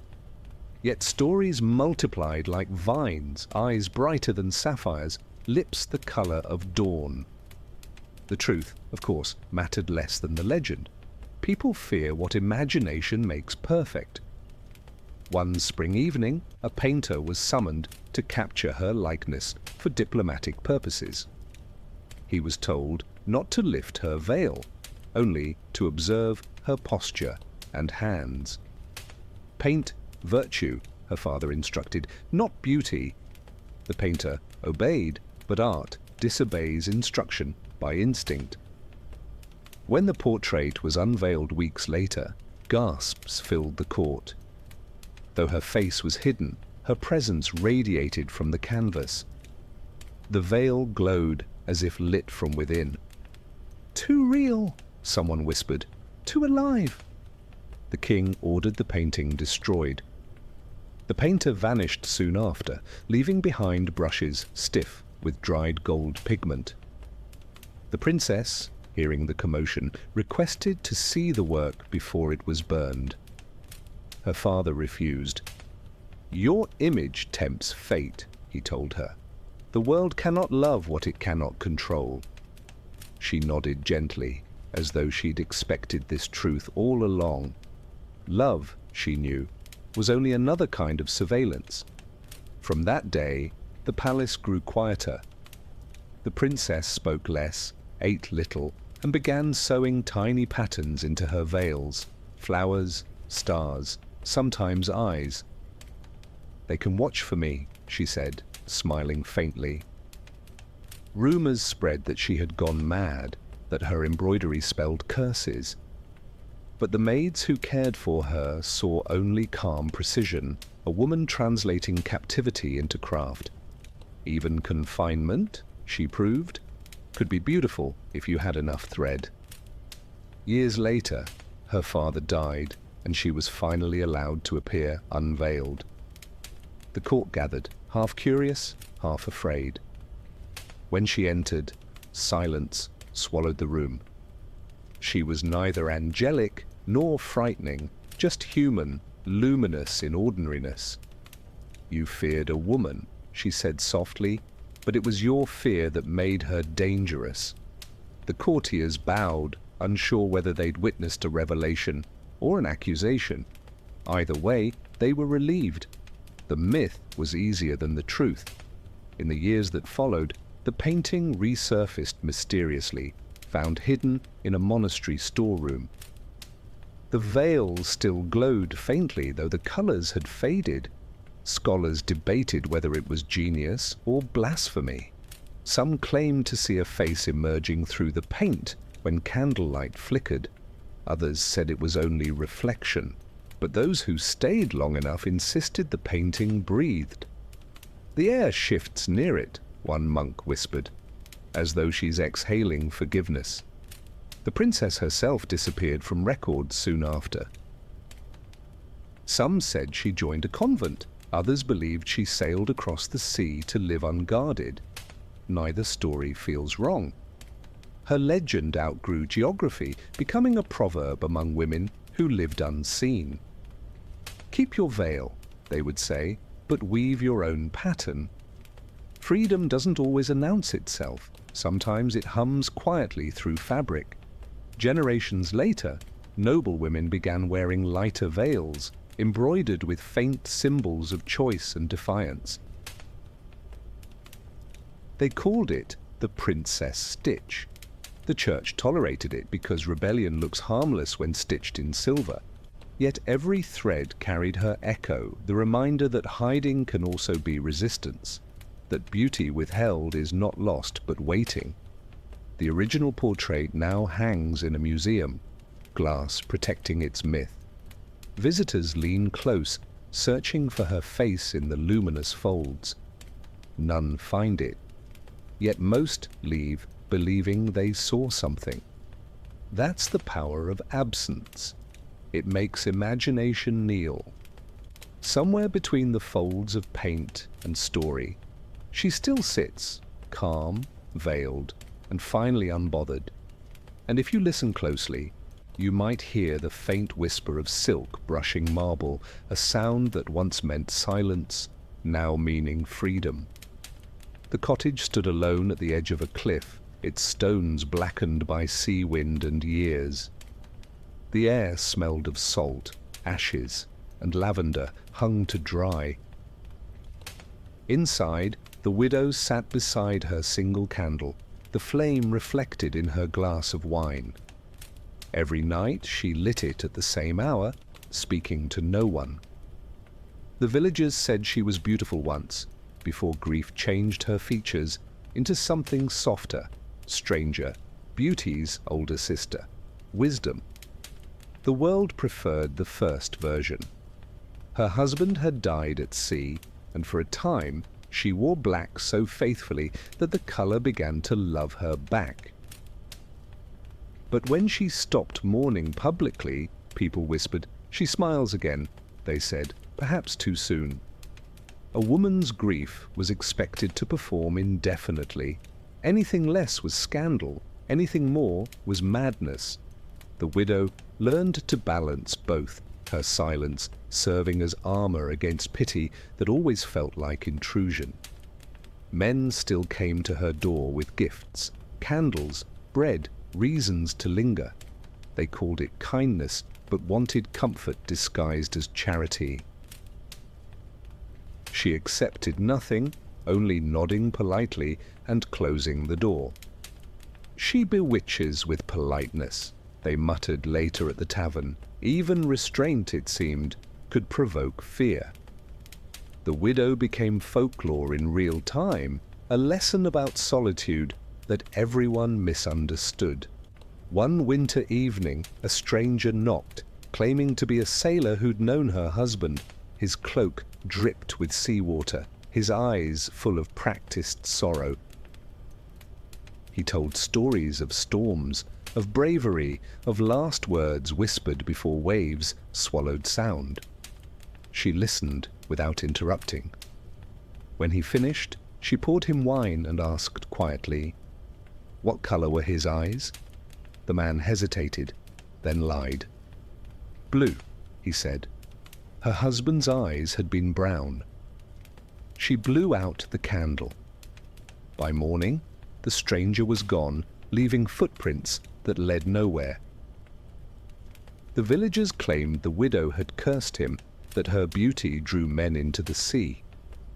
They avoided her cliff from then on, though the candle still appeared each night, burning against the wind like patience incarnate. Some said it guided lost sailors, others said it lured them closer. In truth, it did both. Kindness and vengeance often share the same light. Years passed, and the widow grew older, but not invisible. Her hair silvered, her movements slowed, yet the candle never failed to burn. Children dared each other to glimpse her window, swearing she looked the same as decades before. Perhaps time, out of respect, refused to change her. Or perhaps grief, when worn gracefully enough, becomes a kind of immortality. Either way, she endured, half myth, half mirror. One night, a storm swept through the coast, tearing roofs and swallowing boats whole.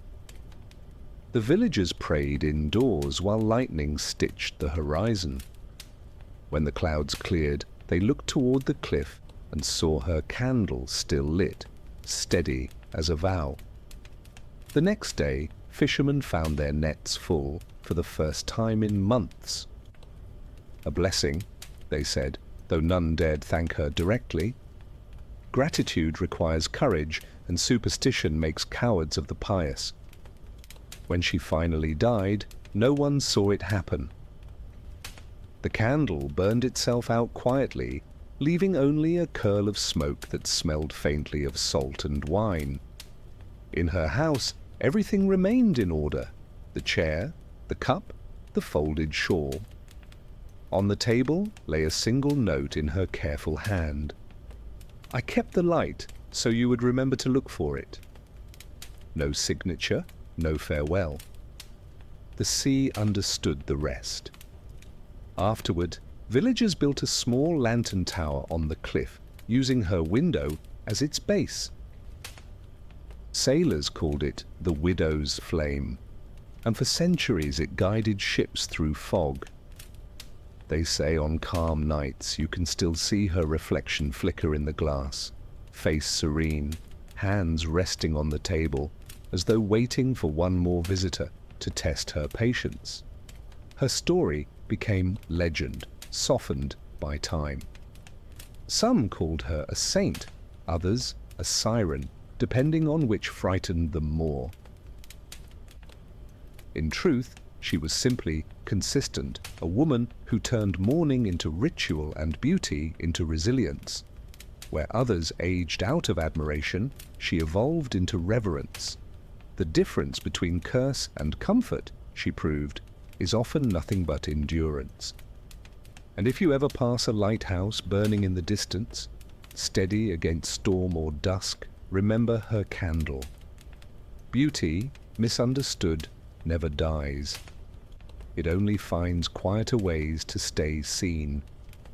The old castle slept beneath dust and moonlight, its corridors echoing only with draughts. In one forgotten room, behind curtains the colour of old bruises, stood a mirror. Its silver had dimmed with centuries, its frame cracked like dried lips, whispering secrets. When you look into it, your reflection doesn't quite behave.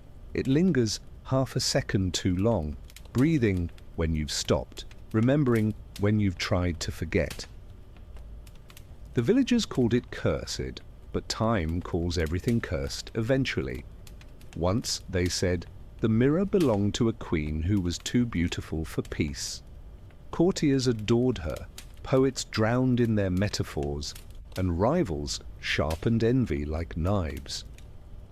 One evening, exhausted by attention, she asked the mirror for honesty. "Show me what they truly see," she whispered, and it did, not her face, but the desire and resentment swirling behind every compliment. The truth was heavier than vanity. She never smiled the same again. When she died, the mirror refused to clear.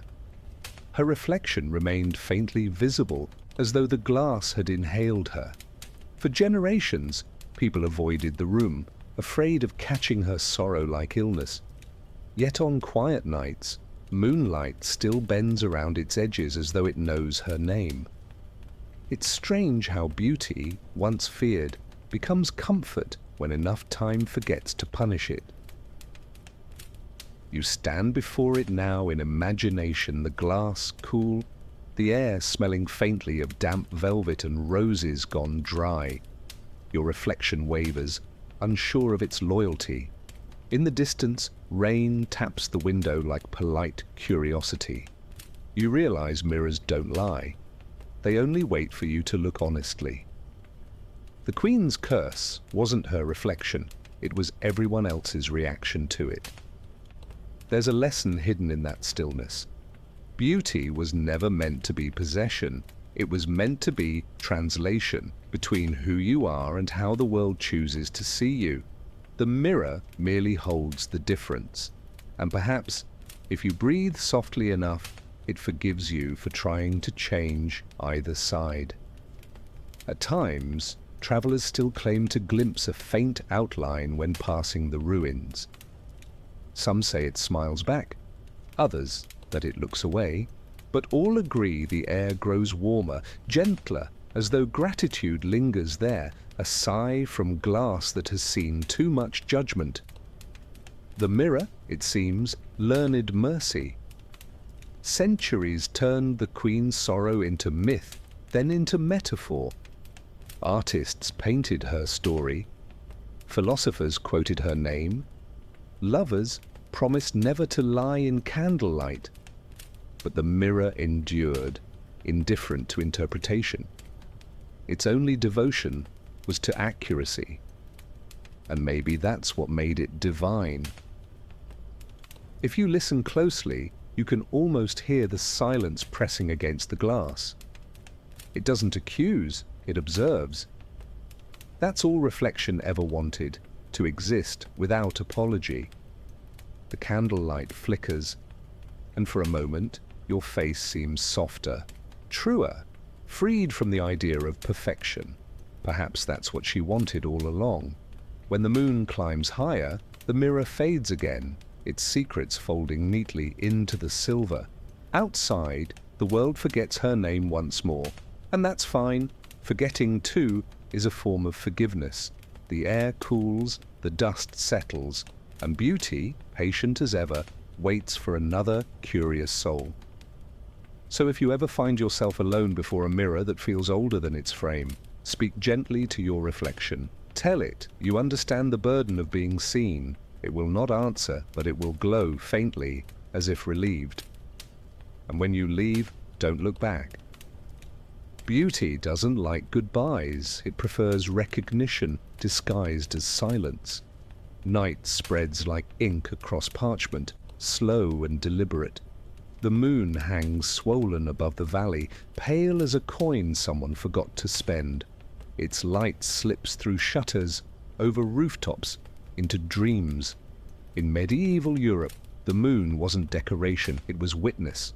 It saw what confessions concealed, what hearts refused to admit in daylight. Farmers bowed to it, lovers swore under it, sinners begged it for understanding. Beauty answered to daylight, but guilt belonged to the moon. Women, especially, felt its gaze. They called it the silver judge, watching through veils and prayers alike. Midwives marked births by its phases, witches by its silence.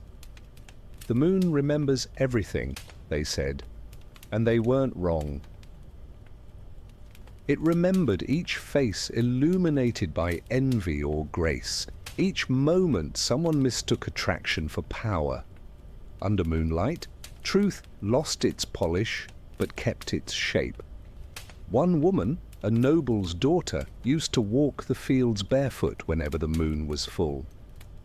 She said it made her feel invisible in the right way, not unseen but unjudged. Her maid warned that the moon revealed what candles hid. "Let it," she replied. "I've been hidden enough." And so she walked, silvered and unrepentant, a figure of calm rebellion under an indifferent sky. Soon stories spread. They said the moon loved her, that its light lingered longer when she smiled. Others said she had stolen that light, trapping it in her skin. Either way, both sounded scandalous. "She glows," they whispered, forgetting that innocence and defiance shine the same. The church called it vanity, but the stars called it honesty. The moon, of course, kept its opinion to itself. One night, clouds swallowed the light, and she vanished with it. Some swore they saw her rise into the sky, her silhouette merging with the moon's edge. Others believed she drowned in the river's reflection. The difference hardly mattered. Both stories end in transformation. When beauty escapes definition, rumor rushes to cage it again. Centuries later, poets wrote of her, the lady of the silver face, the one who refused to dim. Painters gave her wings, philosophers gave her motives, but the moon still looked down unchanged, as though unimpressed by all this interpretation. Truth doesn't crave recognition, it craves rest. If you walk beneath a full moon, you might feel the same hush she once did. The air grows cooler, the light turns tender, and suddenly you sense every judgment dissolve into quiet understanding. The moon doesn't choose sides, it only reflects. That's why it comforts. The light it gives is borrowed, yet it feels complete. Maybe that's what beauty was meant to be, reflected grace, not earned or stolen. The kind that passes through you without asking for worship. And maybe that's why they feared her, the woman who dared to glow without permission. Tonight, as you listen, imagine the moon outside your own window, still patient, still whole, still watching with that expressionless mercy only distance allows. You don't owe it confession, only acknowledgement. That's enough. and when you finally close your eyes, the moon will still hang there, glowing softly above you, the same indifferent witness it has always been. If beauty was ever dangerous, it was only because it reminded the world how fragile its judgments truly were. The garden no longer blooms, but it remembers. You can still smell the ghost of jasmine when the wind moves slowly enough, and the soil feels warm, as though roots dream beneath it. Once, this place was the heart of a monastery, tended by quiet hands that knew prayer and pruning were the same gesture. Now ivy coils over broken arches, and the air hums with the patience of forgotten bees. Beauty, even abandoned, refuses to die properly. It prefers lingering. In the Middle Ages, monks called this place the Garden of Penance, where herbs healed both flesh and faith. Lavender for grief, sage for wisdom, mint for clarity. They believed the earth listened more kindly than people did. Each dawn, they sang as they worked, voices soft enough to not disturb God's sleep. You can almost hear them now, a murmur of discipline, the rhythm of devotion stitched into soil. The scent lingers, like incense too shy to fade completely. Centuries later, travelers found the ruins and described the silence as holy. Not the loud, triumphant holiness of cathedrals, but something quieter, closer to apology. They said flowers still bloomed there out of season, defying logic as though memory itself had taken root. Scholars dismissed it as coincidence, but locals knew better. Things loved once, they said, always try to return. The garden wasn't supernatural, it was sentimental. At night, dew gathers like forgiveness on the leaves. The moonlight softens the edges of the statues, turning saints into ordinary men again. The wind carries faint whispers, not words, but warmth, as if the earth sighs contentedly in its sleep. Beauty here no longer performs, it breathes. And you, standing at its gate, feel time loosen its grip.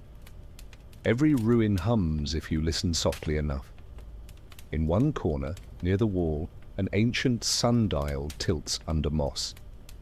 Its shadow still moves faintly, though no one winds it anymore.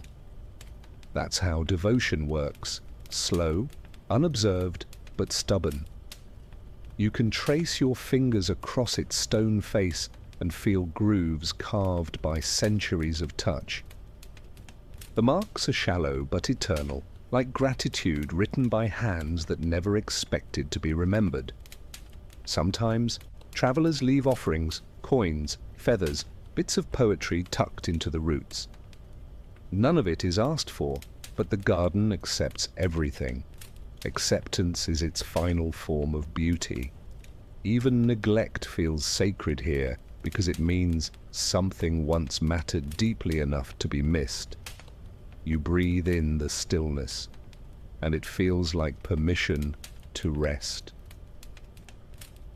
The legend says one monk buried a seed that would never bloom until envy left the world. It never did, of course, which is why the soil remains warm but empty. Yet that promise comforts more than disappointment ever could. The world may never be perfect, but its longing to be so still, flowers unseen beneath our feet. You imagine lying down in the grass, the earth cool beneath your back, the stars patient above. The scent of crushed time fills the air. Somewhere nearby, water drips in rhythmic intervals, a heartbeat carved from stone. You close your eyes, and the garden breathes with you, as if matching your rhythm for a while. Morning will come eventually, though the garden doesn't rush it. Light slides across the ruins like a blessing that doesn't need witnesses. Nothing truly ends here. It only changes temperature. The sun will warm what night has softened. and life, ever polite, will begin its quiet rehearsal again. If beauty ever frightened you, remember this place, where every petal fell willingly, where even decay learned to glow. Some truths are too kind to be loud, the garden keeps them anyway, and when you finally leave, the scent of time follows you faintly, as if the earth itself didn't want to be forgotten. The room is small, windowless, almost womb-like. A single candle burns at its center, the flame steady but weary. Beside it stands an hourglass, its sand trickling with the same patience as a breath. The air smells faintly of tallow, parchment, and memory. Someone, perhaps a monk, perhaps just someone like you, once sat here to think about endings. But endings, when looked at closely enough, always resemble beginnings wearing disguises. In medieval monasteries, candles weren't just light, they were clocks. Monks measured prayers by wax, devotion by flame. When the candle neared its end, the prayer did too. And yet no one ever felt rushed. Watching light die slowly taught patience better than any sermon. It's strange how peaceful it feels to witness time vanish one grain, one flicker at a time. The hourglass beside it keeps its own rhythm, quieter but no less insistent. Together they make a duet of impermanence, the flame consuming itself while the sand simply falls. Fire and dust, ambition and acceptance. One teaches urgency, the other surrender. Between them lies the heartbeat of everything human. You watch the sand fall and realize how still you've become. The candlelight paints gold across your hands, revealing veins like faint rivers. Time doesn't move faster as you age, it just becomes more visible. That's what frightened the kings and comforted the monks, the idea that time, when seen clearly, stops demanding and starts teaching. When the candle flickers, shadows dance across the wall like silhouettes of forgotten confessions. You wonder who sat here last and what secret they traded for peace. Maybe it was nothing dramatic, just a decision to rest, finally, without guilt. In the end, surrender is the purest kind of beauty. Not loss, but alignment with what already is. The wax drips down the side, pooling in quiet sculptures of accident. No artist could plan such shapes. Only patience could sculpt something that fragile. The smell thickens, warm, sweet, final. The air hums with the subtle music of soft things ending well. You lean closer, feeling your heartbeat slow to match the rhythm of the falling sand. Outside this room, wars once raged, cities burned, lovers quarreled, but here, none of it matters. The candle continues its single task, the hourglass obeys gravity, and you breathe.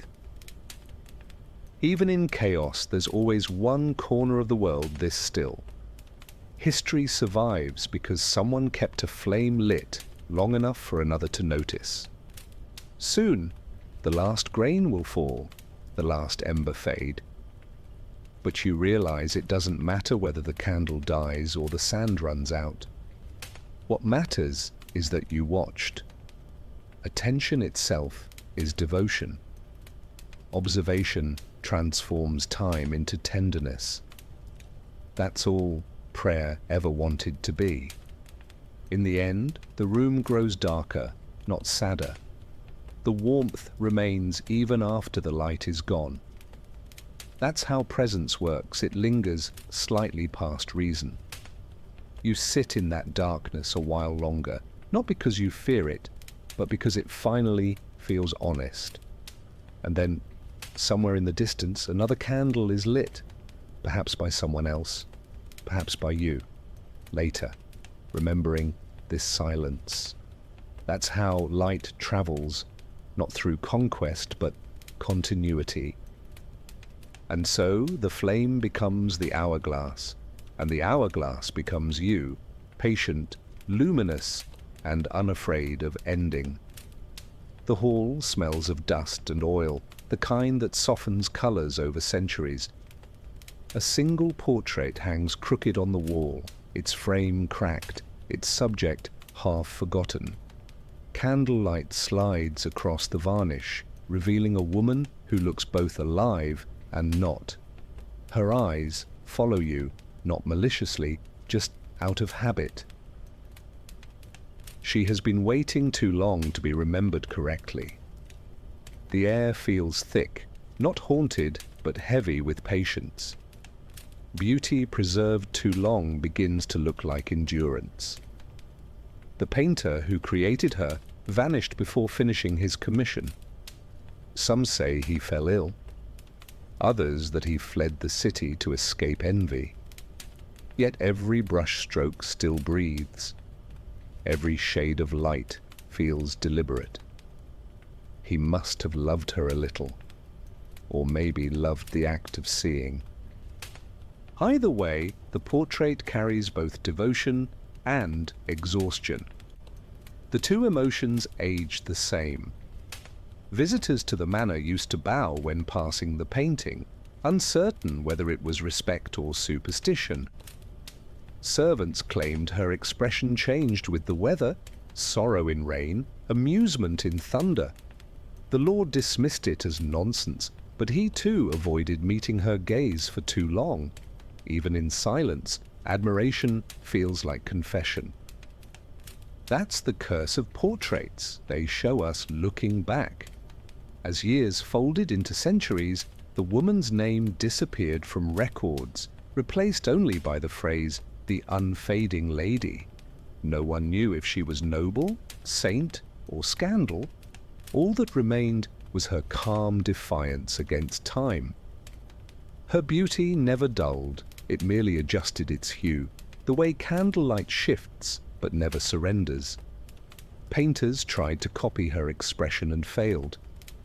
Some things refused translation. Restorers cleaned her surface once, centuries later, removing dust and regret in equal measure.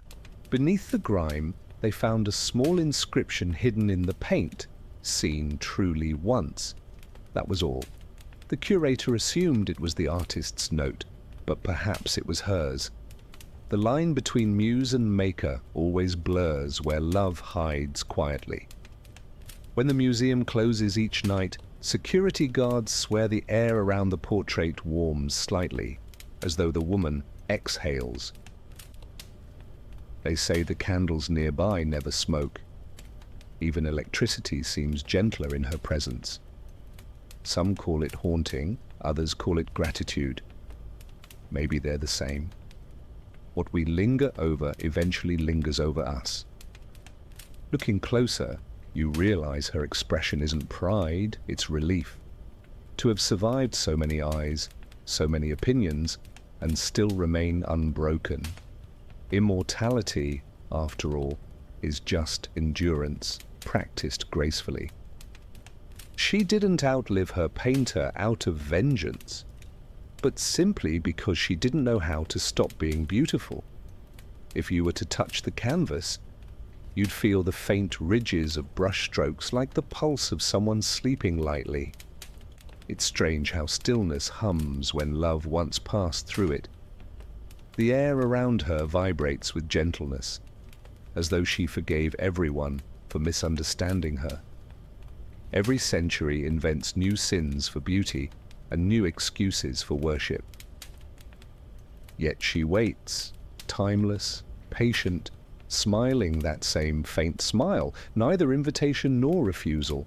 The painter is gone, the viewers change, but she remains. That's the quiet miracle of being seen once and enough. And as you step back, the candle trembles, and her eyes soften, as if she recognizes you too as part of her long, unfinished audience. At the edge of a forgotten village stands a church, too small for its graveyard. The sea is close enough to taste in the air, salt, iron, and the ache of distance. A single bell hangs above, its rope frayed, its clapper rusted. No one rings it anymore. Instead, the wind does, pulling the sound gently through the night. It isn't music exactly, but it feels familiar, like an old thought remembering itself. The villagers call it the widow's bell. They say it tolls for no one in particular, and everyone at once. Its note carries across the cliffs, soft enough to be mistaken for memory. The bell once belonged to a woman who lost her husband to the sea. She commissioned it herself, inscribed with only 2 words: "Still waiting." When she died, they hung it for her, though she'd asked for nothing. Now, centuries later, it rings on its own whenever the wind feels kind. On stormy nights, sailors offshore swear they hear it through thunder, a faint chime layered between waves. Some claim it warns them of reefs, others say it lulls them to sleep. Either way, the sea listens. Sound travels differently over water. It forgets distance, remembers emotion. The bell, in its quiet persistence, keeps her love audible. Beauty, even mournful, always finds a way to be useful. During clear mornings, children play beneath it, tossing stones at the rope to make it sing. The elders scold them, saying each ring shortens their future happiness by a day. The children laugh, not believing, but the laughter itself becomes an offering. The bell accepts it without complaint. Gratitude has many shapes. Sometimes, travelers passing through stop to rest near the church. They always notice the wind feels softer there, as though slowed by memory. They leave with a sense of calm they can't explain. It isn't holiness, it's something quieter. A reminder that love, when carried far enough by wind or rumor, becomes weather. On certain anniversaries, the bell rings at midnight for no reason at all. Villagers wake and murmur prayers, not out of fear, but out of habit. Each toll feels slower than the last, as though time itself pauses to listen. No one ever checks the tower. They prefer not to disturb whatever keeps its rhythm. Respect, after all, is just fear learned to kneel politely. If you stand there yourself, you'll feel it. The faint vibration through the ground, the soft tremor in your ribs when it sounds. It isn't haunting, it's recognition. Something in you understands the language of waiting, even if you've forgotten the words. By dawn, the air turns still again, the bell silent, the world pretending nothing happened, but the sea knows better. It carries that single note outward, endlessly looping it into waves, whispering the widow's devotion to shorelines that never knew her name. Every story leaves an echo, and every echo eventually finds ears patient enough to hear it. The bell tolls again, somewhere beyond reason, and for a moment, the world feels smaller, gathered into one shared breath between silence and sound. When the wind finally dies, the bell stays still, but the feeling remains. That's how love wins, not by volume, but by persistence. And as you listen, the last chime fades like a heartbeat choosing to rest. The sea hushes, the night exhales, and beauty, once dangerous, becomes peace. The night is nearly over now, and the stories have softened into echoes. The air smells faintly of ash and lavender, the fragrance left behind when memory cools. You can almost hear the sighs of everyone we've met, the painter, the healer, the princess, the widow, blending into one long exhale of understanding. They are all asleep now, their fears forgotten, their names blurred into comfort. What remains isn't their sorrow or even their beauty. It's the calm that follows when both finally stop competing. You think about how every century punished someone for shining too brightly. Every village built its peace by dimming a few lights. And yet, light always returned, through a song, a seed, a whispered rumor that refused to stay buried. Maybe that's what beauty really is. Rebellion disguised as grace. A quiet insistence on continuing to exist, even when the world looks away. Every petal that blooms in shadow proves it understood the risk and grew anyway. The room around you fades gently into darkness. The candle burns lower, its wax sighing into its own reflection. You feel the same rhythm the monks once did when they watched time drip like gold. The walls don't move, but the silence does. It circles you like a soft tide. History, for all its cruelty, has never learned to hold grudges forever. Eventually, even the harshest stories dissolve into tenderness. Everything terrible once wished only to be understood. You realize that beauty was never the danger. It was the reaction, the envy, the fear, the smallness it revealed in others. To be beautiful, in any sense, is to be a mirror. And mirrors are never guilty for what they reflect. Every accusation, every superstition, every curse was just someone afraid of seeing themselves too clearly. If only they had learned to look with curiosity instead of judgment, the world might have slept easier. Outside, dawn waits patiently behind the horizon, painting the sky with diluted gold. It doesn't rush, it never does. The sun has no need to compete with the moon's quiet grace. They've shared the same sky for billions of mornings, understanding what people never did. That light and shadow are not enemies, only intervals of the same song. You, too, are made of both, the brilliance and the stillness, the reflection and the warmth. You were never meant to choose between them. Somewhere, a church bell stirs. Not loud, not mournful, just the sound of the world remembering it's still here. The air tastes new. The night exhales its final secret, and everything you've heard tonight folds itself neatly into sleep. Beauty doesn't vanish. It only changes form into light, into sound, into the rhythm of your breathing.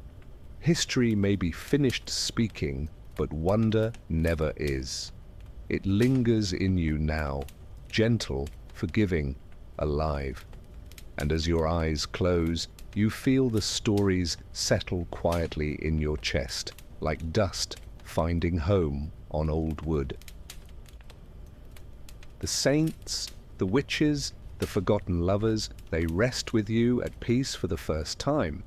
The last thing you hear is the faint hum of the world, softer than prayer, older than language. It says only one thing, over and over, until you drift completely into sleep. You were never meant to fear beauty. You were meant to notice it, and then rest.